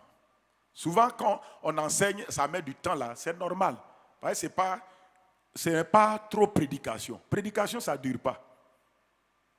Prédication veut dire proclamer la vérité. On proclame la vérité, on proclame la parole de Dieu. La prédication est faite de proclamation de qui Dieu est et de ce que Dieu peut faire dans la vie des besoins des gens et de s'y mettre leur foi en Dieu, ce que Dieu va produire. C'est ça la prédication. Mais l'enseignement prend du temps. C'est pourquoi quand nos enfants partent à l'école matin, là, ils rentrent à 8 heures. À 10 heures, on fait brum, brum, brum. Ils ont 15 minutes de pause et ils retournent en classe. Ça fait combien de temps? Faut pas faire, vous êtes enseignant ici, il y a d'autres qui sont enseignants. Il ne faut pas faire comme si vous ne connaissez pas. 8 heures, 10-15 minutes de pause. Et après, ils reprennent jusqu'à la chose. Midi, souvent midi 30, 13 heures. Ça fait combien? 4 heures de temps pour les enseigner. Et toute la semaine, et là, quand ils ont fini, ils viennent. L'après-midi, 14h30, ils sont partis. Jusqu'à 16h, 16h30, 17h pour certains. D'autres même, c'est 18h. Ils finissent, ils s'en vont. Parce que l'enseignement est le système pour créer le développement dans un pays. Pour développer une église, la vie d'un chrétien, pour qu'il se développe, l'enseignement prend un temps. Parce que l'enseignement, ça prend un temps. Parce que l'enseignement, c'est expliquer les Écritures. Transmettre la connaissance, l'intelligence et la sagesse à quelqu'un. Pour expliquer les Écritures, ça met du temps. C'est à cause de ça, souvent, quand on prend souvent un seul mot, une seule phrase là, le temps de briser ça là, l'heure est partie. Parce que c'est l'enseignement qui nourrit. La prédication motive la foi, mais l'enseignement nourrit la foi. Je répète, la prédication motive la foi, l'enseignement nourrit la foi. C'est à cause de ça, toutes les femmes elle commence à préparer souvent à partir de 8h, 9h. C'est à midi, le repas est prêt. On te sert humain. Parce que ce qui va te nourrir là, ça demande la patience.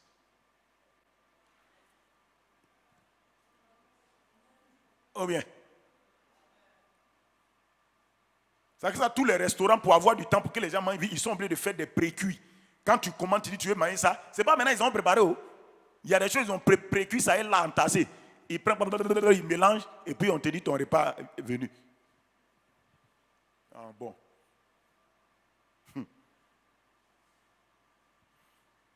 Ok, bon. Ah, Seigneur. Bon, je vais vous définir la vérité et puis on va arrêter.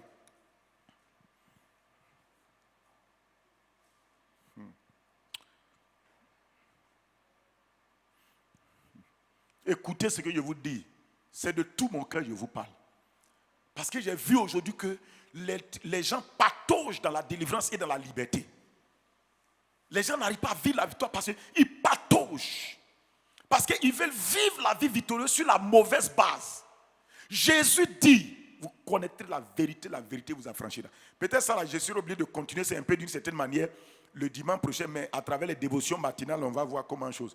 Il dit, vous connaîtrez la vérité et la vérité vous affranchira. Maintenant, ma soeur, mon frère, c'est quoi Dieu appelle la vérité? La vérité là, c'est quoi?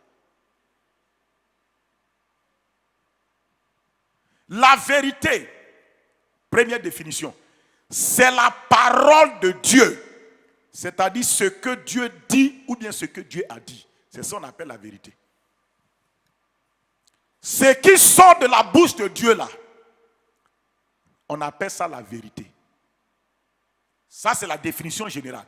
La définition générale, la vérité, pour nous, c'est la parole qui est sortie de la bouche de Dieu. C'est-à-dire ce que Dieu dit ou bien ce que Dieu a dit.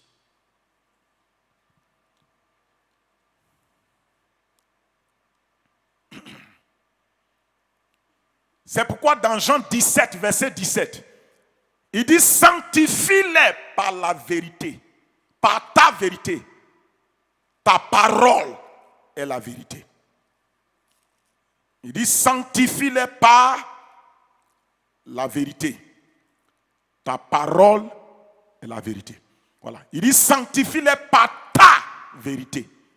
Ta parole est la vérité. Regarde, qu'est-ce qu'il dit? Ah, il y a des vérités qui ne libèrent pas les gens. Il dit que non, c'est la vérité. Non, non, non, non. Nous, la vérité qu'on parle qui libère là, c'est la vérité de Dieu. Jésus dit sanctifie-les par quoi? Par. Il n'a pas dit par la vérité, par ta vérité. Il dit Dieu, mon Père, sanctifie-les par toi ta vérité.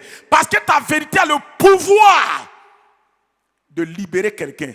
Sanctifier, c'est libérer quelqu'un par rapport au péché, aux choses qui le souillent. Et le conserver pur. Sanctifier, c'est aussi une délivrance.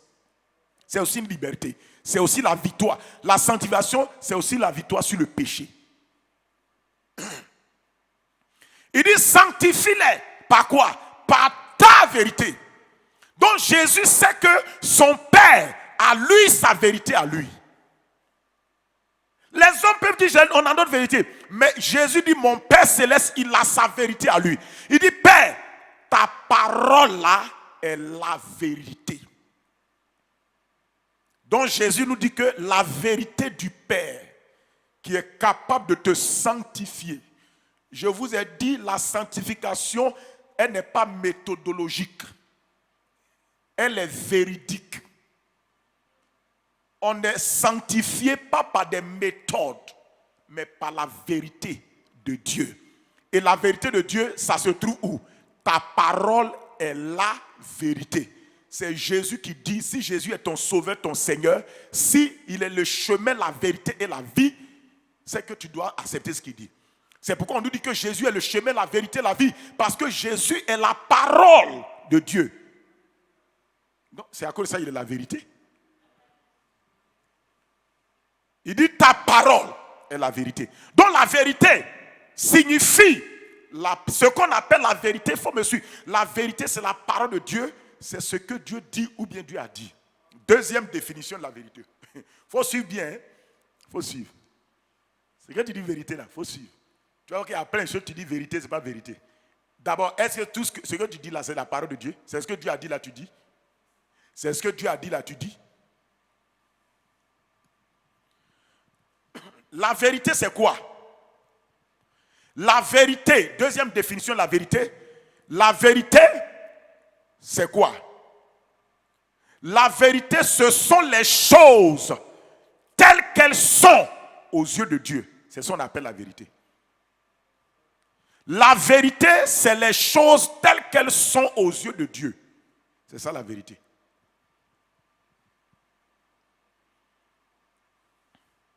Si quelque chose est bon aux yeux de Dieu, c'est que c'est vrai.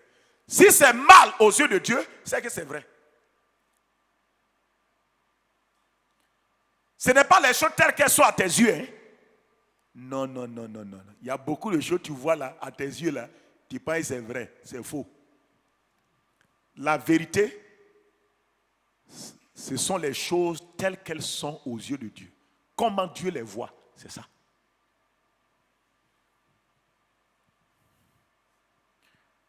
Ça veut dire que si Dieu voit ça là que c'est mal, c'est que c'est vrai. S'il dit que ça là c'est bon, c'est que c'est vrai. C'est pourquoi dans l'Ancien Testament, on dit telle personne fit ce qui est mal aux yeux de Dieu, telle personne fit ce qui est bien aux yeux de Dieu. Les choses telles qu'elles sont aux yeux de Dieu, la vérité, c'est l'ensemble des choses telles qu'elles sont aux yeux de Dieu. Pas aux yeux des hommes. Parce qu'un homme, c'est à cause de ça que Dieu a dit, Jérémie, que vois-tu? Quand Jérémie a dit, il dit, je vois une branche d'amandier, il dit, tu as bien vu. Tu as vu les choses telles qu'elles sont à mes yeux. Il dit, tu as bien vu. C'est que tu as vu la vérité. Je répète, je vais répartir, je donne encore une autre définition. La vérité, c'est l'état des choses. Si tu veux, c'est l'état spirituel des choses et non l'état physique des choses.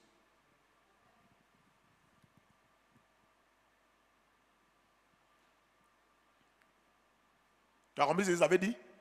Quand on dit la vérité, c'est l'état spirituel de la chose et non son état physique. Donc, Seigneur. Allons-y dans 1 Samuel 16, verset 7. Tu comprends aujourd'hui la vérité, non? Tu es en train de voir ce que c'est la vérité. La vérité, c'est l'état des choses telles qu'elles sont dans l'esprit et non dans le physique. Pourquoi il te dit ça? Parce que le visible a été fait à partir de l'invisible. Donc la vérité de toute chose, c'est son état invisible. C'est ça qui est sa vraie vérité. Son état spirituel, c'est ça qui est la vraie vérité. C'est à cause ça dans l'Apocalypse là. Cherchez le verset 1 Samuel 16, 7. Mais dans l'Apocalypse, avant qu'on arrive là, avant qu'on arrive. Dans l'Apocalypse, c'est à cause de ça, Dieu disait, quand Jésus parlait aux églises, il dit, je connais ton travail, tes œuvres, ta persévérance. Il dit, mais voilà. Il dit, j'ai quelque chose contre toi. Tu abandonnes ton premier amour. Malgré qu'elle est en train de faire les œuvres, le travail, la persévérance, mais spirituellement, elle est quelqu'un qui a abandonné son premier amour. Quand Dieu a dit tu abandonnes ton premier amour, physiquement, tout le monde peut voir la personne travailler, servir. Mais Dieu dit spirituellement, tu as lâché ton premier amour. C'est ça la vraie vérité. C'est ça la vérité.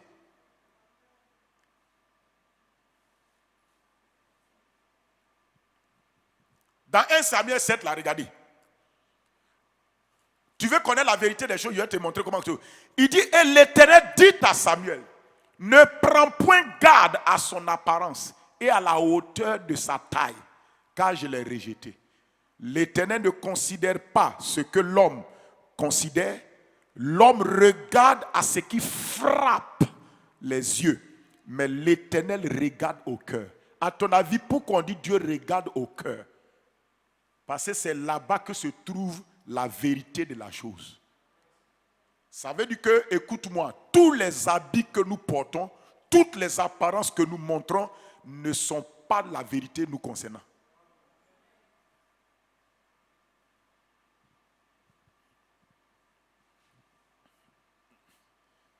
C'est pas parce que j'ai porté un habit rose que mon cœur est rose. Qui t'a dit ça?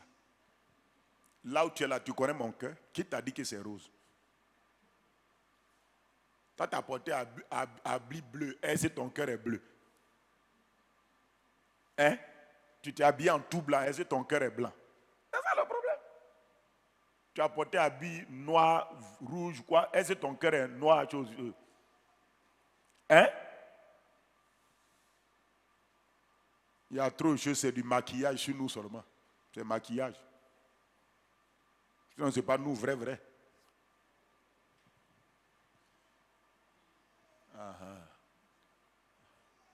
Tu veux connaître la vérité sur toi?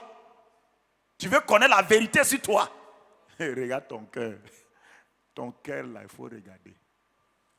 Regarde-moi. Regarde-moi. Quand il parle de ces choses, quand on parle de votre cœur, là, vous regardez ailleurs.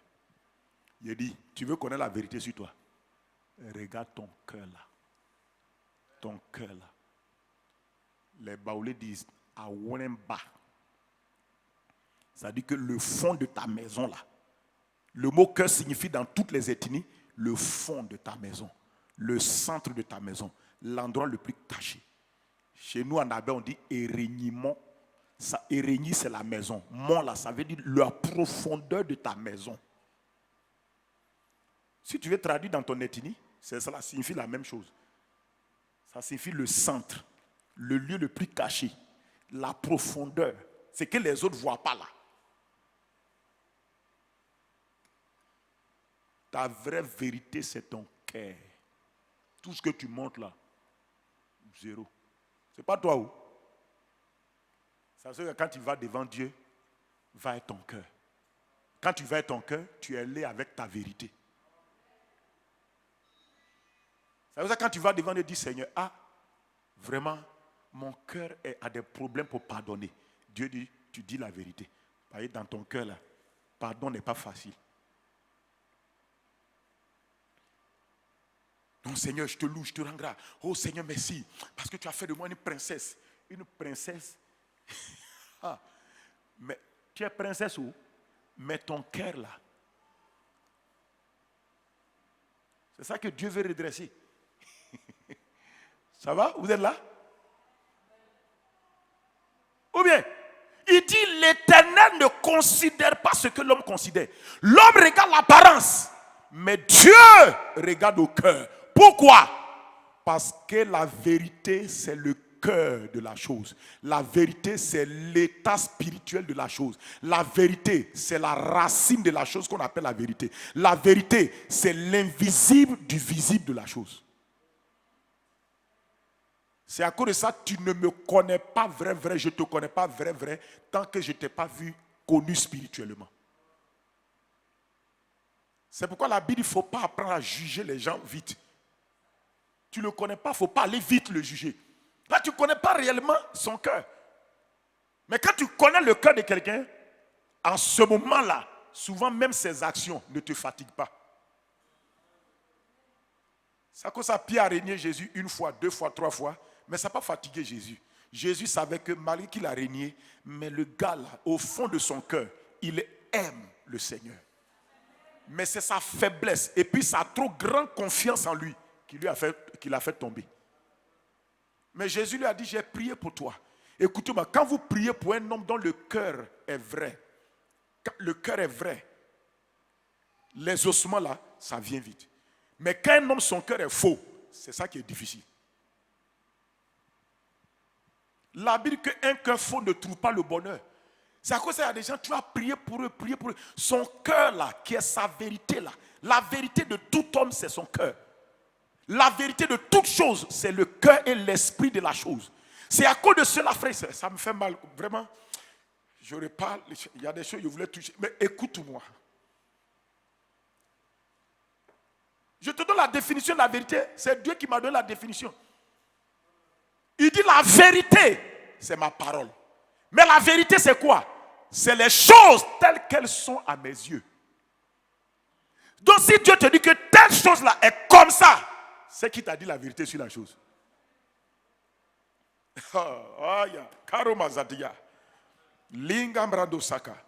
Il dit l'état écoute-moi, l'état spirituel des choses. C'est ça la vérité sur la chose. La vérité, c'est quoi? C'est la réalité spirituelle de quelqu'un, de quelque chose ou d'une situation telle que déclarée par Dieu. J'ai dit, c'est la réalité spirituelle de quelqu'un ou de quelque chose ou bien d'une situation telle que déclarée par Dieu.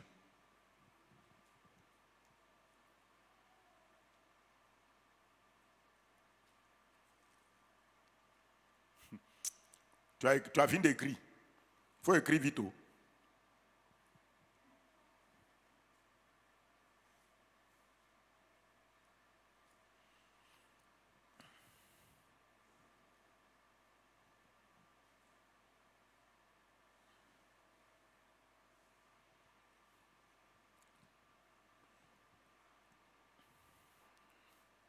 Je dis la vérité, c'est la réalité spirituelle de quelque chose. Après, je vais te donner deux exemples, tu vas voir. C'est la vérité spirituelle de quelqu'un, de quelque chose, d'une situation déclarée, telle que déclarée par Dieu. La vérité, c'est quoi encore? La vérité, c'est le caractère permanent de quelque chose. C'est-à-dire ce qui est permanent dans la chose. C'est ça sa vérité.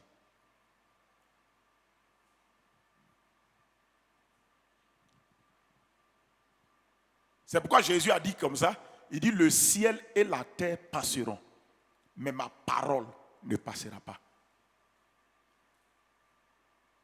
Parce que, je te pose la question, toutes ces choses qui ont été créées là, ça a été créé par quoi? Par la parole de Dieu. Mais même si toutes ces choses là sont détruites, mais leur caractère permanent, qui est la parole là, ça va rester. C'est pourquoi, par exemple, les gens peuvent t'enlever des choses que tu possèdes. Mais ce qui reste, ton identité par exemple, c'est ta vérité.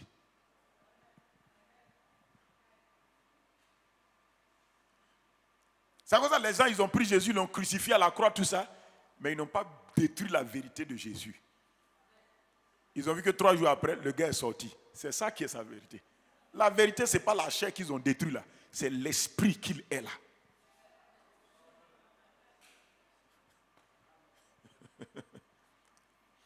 Et n'oubliez pas, frères et sœurs, toute chose créée sur la terre a sa vérité en elle. Tout ce que Dieu a créé possède sa vérité en elle. Amen. Dans 2 Corinthiens 4, je crois, 2 Corinthiens 4. 2 Corinthiens 4, 18.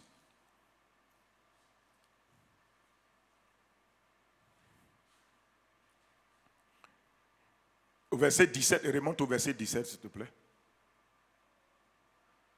Il dit, car nos légères afflictions du moment présent produisent pour nous, au-delà de toute mesure, un poids éternel de gloire. Regarde, il dit, on peut souffrir des afflictions présentement, mais il dit, ça produit pour nous, au-delà et de toute mesure, un poids éternel de gloire. Regarde le verset 18, qu'est-ce qu'il dit?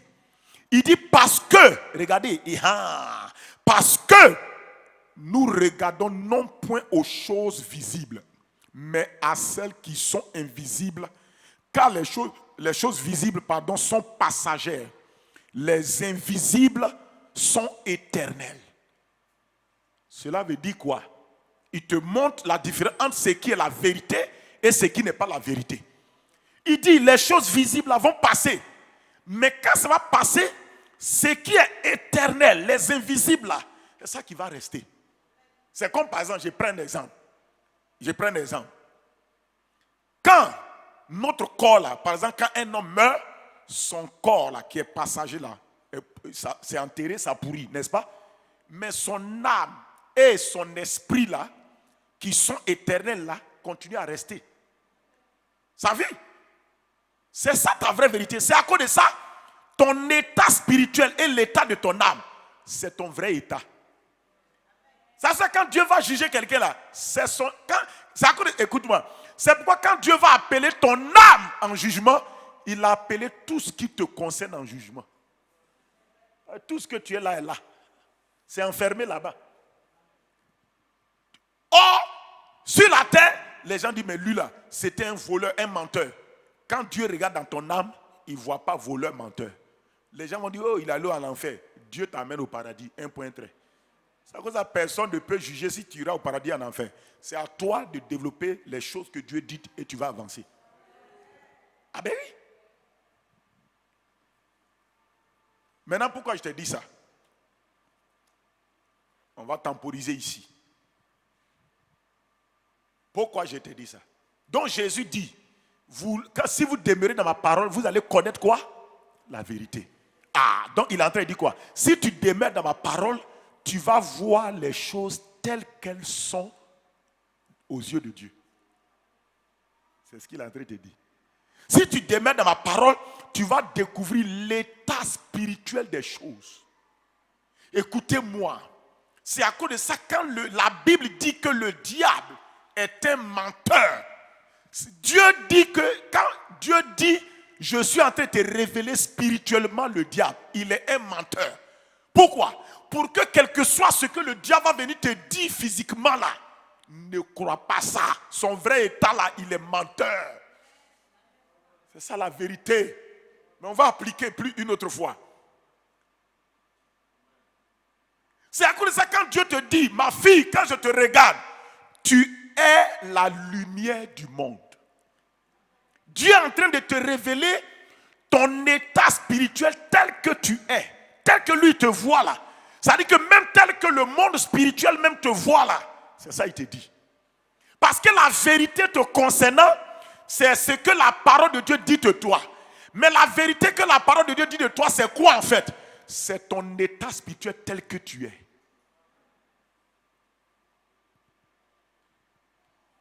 Si vous comprenez ça, quand Dieu te dit tu es la lumière du monde, tu ne discutes pas ça.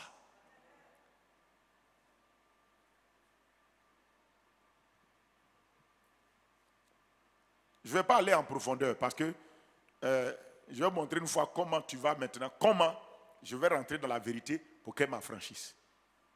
Mais ici déjà, on a déjà vu que si tu demeures dans la parole, tu vas connaître la vérité. Parce que quand tu lis les Écritures, tu ne vois pas d'abord les choses telles qu'elles sont spirituellement. Tu ne vois pas les choses telles qu'elles sont aux yeux de Dieu.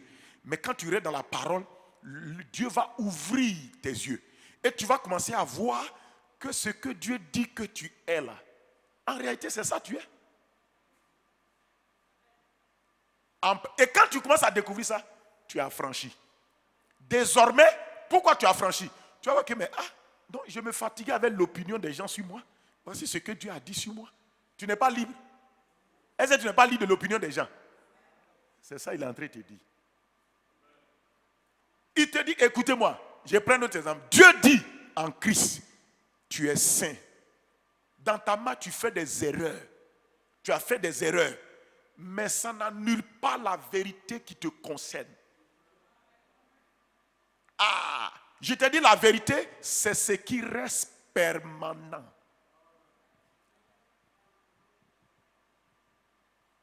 Tu as fait une erreur.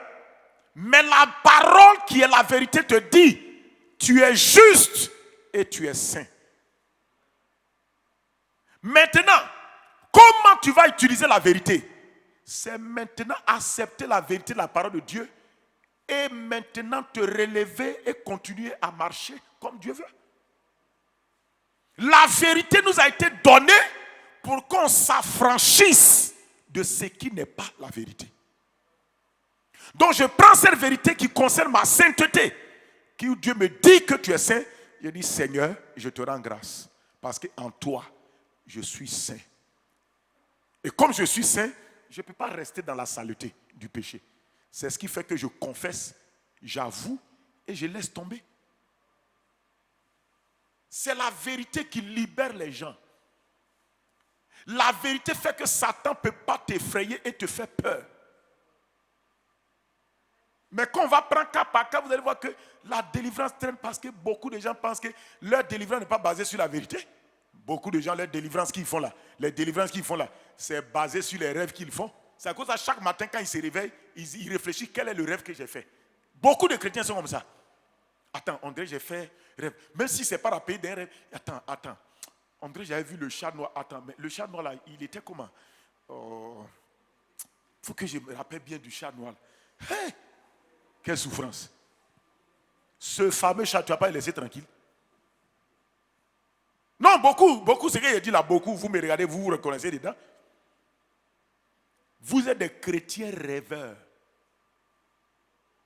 Vous êtes trop rêve conscient. Attends, j'ai fait un rêve là. Il y a des gens qui disent, moi je n'ai jamais fait de rêve, mais si j'ai fait un rêve là, c'est que, il faut qu'ils prennent ça au sérieux. Le rêve là, tu apprends la vérité au sérieux ou bien le rêve au sérieux. Ça, il fatigue les gens. Que Dieu nous aide. Que Dieu nous aide. Ce que je vous dis là, quand on va aborder dans les exemples, vous allez voir qu'en réalité, parce que quand je vais te définir maintenant comment je dois opérer avec la vérité pour qu'elle me libère, tu vas voir. Mais réétudie la définition de la vérité là. La vérité, ce n'est pas ce que mes yeux voient. La vérité, c'est voir les choses telles qu'elles sont aux yeux de Dieu.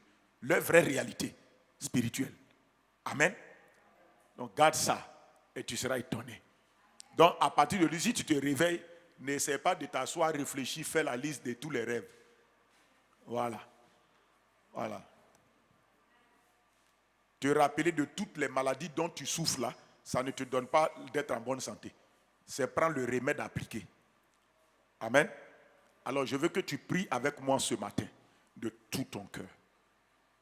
Et tu demandes au Seigneur de te faire grâce et de te révéler la vérité de sa parole. D'abord, remercie Dieu parce qu'il est le Dieu bon et il n'y a de bon que lui seul. Bénis-le parce qu'en lui, il n'y a point de favoritisme. Il faut prier, c'est le temps de prier. Bénis-le parce qu'en lui, il n'y a point de favoritisme. Qu'il n'y a de bon que lui seul. Qu'il est le Dieu qui ne reçoit pas de présents pour faire du favoritisme. Il est le Dieu qu'on ne peut pas forcer sa main. Il est le Dieu fidèle. Il est le Dieu bon. Il est le Dieu de vérité. Il est le Dieu qui veut une vie de victoire pour toi. Qui veut une vie de liberté. Une vie de triomphe. Une vie sans crainte et sans peur de tes ennemis. Le Dieu qui veut que tu vives dans la victoire sur la chair, sur Satan et les démons, sur le monde, sur les circonstances et les situations. Le Dieu qui veut que tu puisses progresser dans ta vie. Et ce Dieu-là, pour que tu puisses le faire, il a mis à ta disposition la vérité. Parce que c'est la vérité qui libère. Il dit, tu connaîtras la vérité t'affranchira. Remercie-le, parce que par sa parole, il t'a donné d'avoir accès à la vérité qui libère, à la vérité qui affranchit, à la vérité qui change, à la vérité qui donne la victoire, à la vérité qui transforme. Bénir le Seigneur pour cela. La vérité, c'est de voir les choses telles qu'elles sont. La vérité, c'est la parole de Dieu. La vérité, c'est les choses telles qu'elles sont aux yeux de Dieu. La vérité nous montre la réalité spirituelle des choses et non leur réalité physique. La vérité nous amène à voir l'esprit de la chose et non le physique de la chose. La vérité, c'est ce qui est permanent dans la chose. C'est pourquoi il a dit, par exemple, vous êtes le sel de la terre. Il dit, mais si le sel perd sa saveur, avec quoi on va la lui rendre? Parce que le sel, sa saveur est ce qui est permanent dans le sel. Ce qui fait le sel, sa vérité, c'est sa saveur. Si elle perd ça, il n'y a plus de vérité dans le sel. C'est pourquoi toi aussi, tout ce que Dieu a créé, il y a la vérité là-dedans. Toute chose détient en elle sa propre vérité, c'est-à-dire la réalité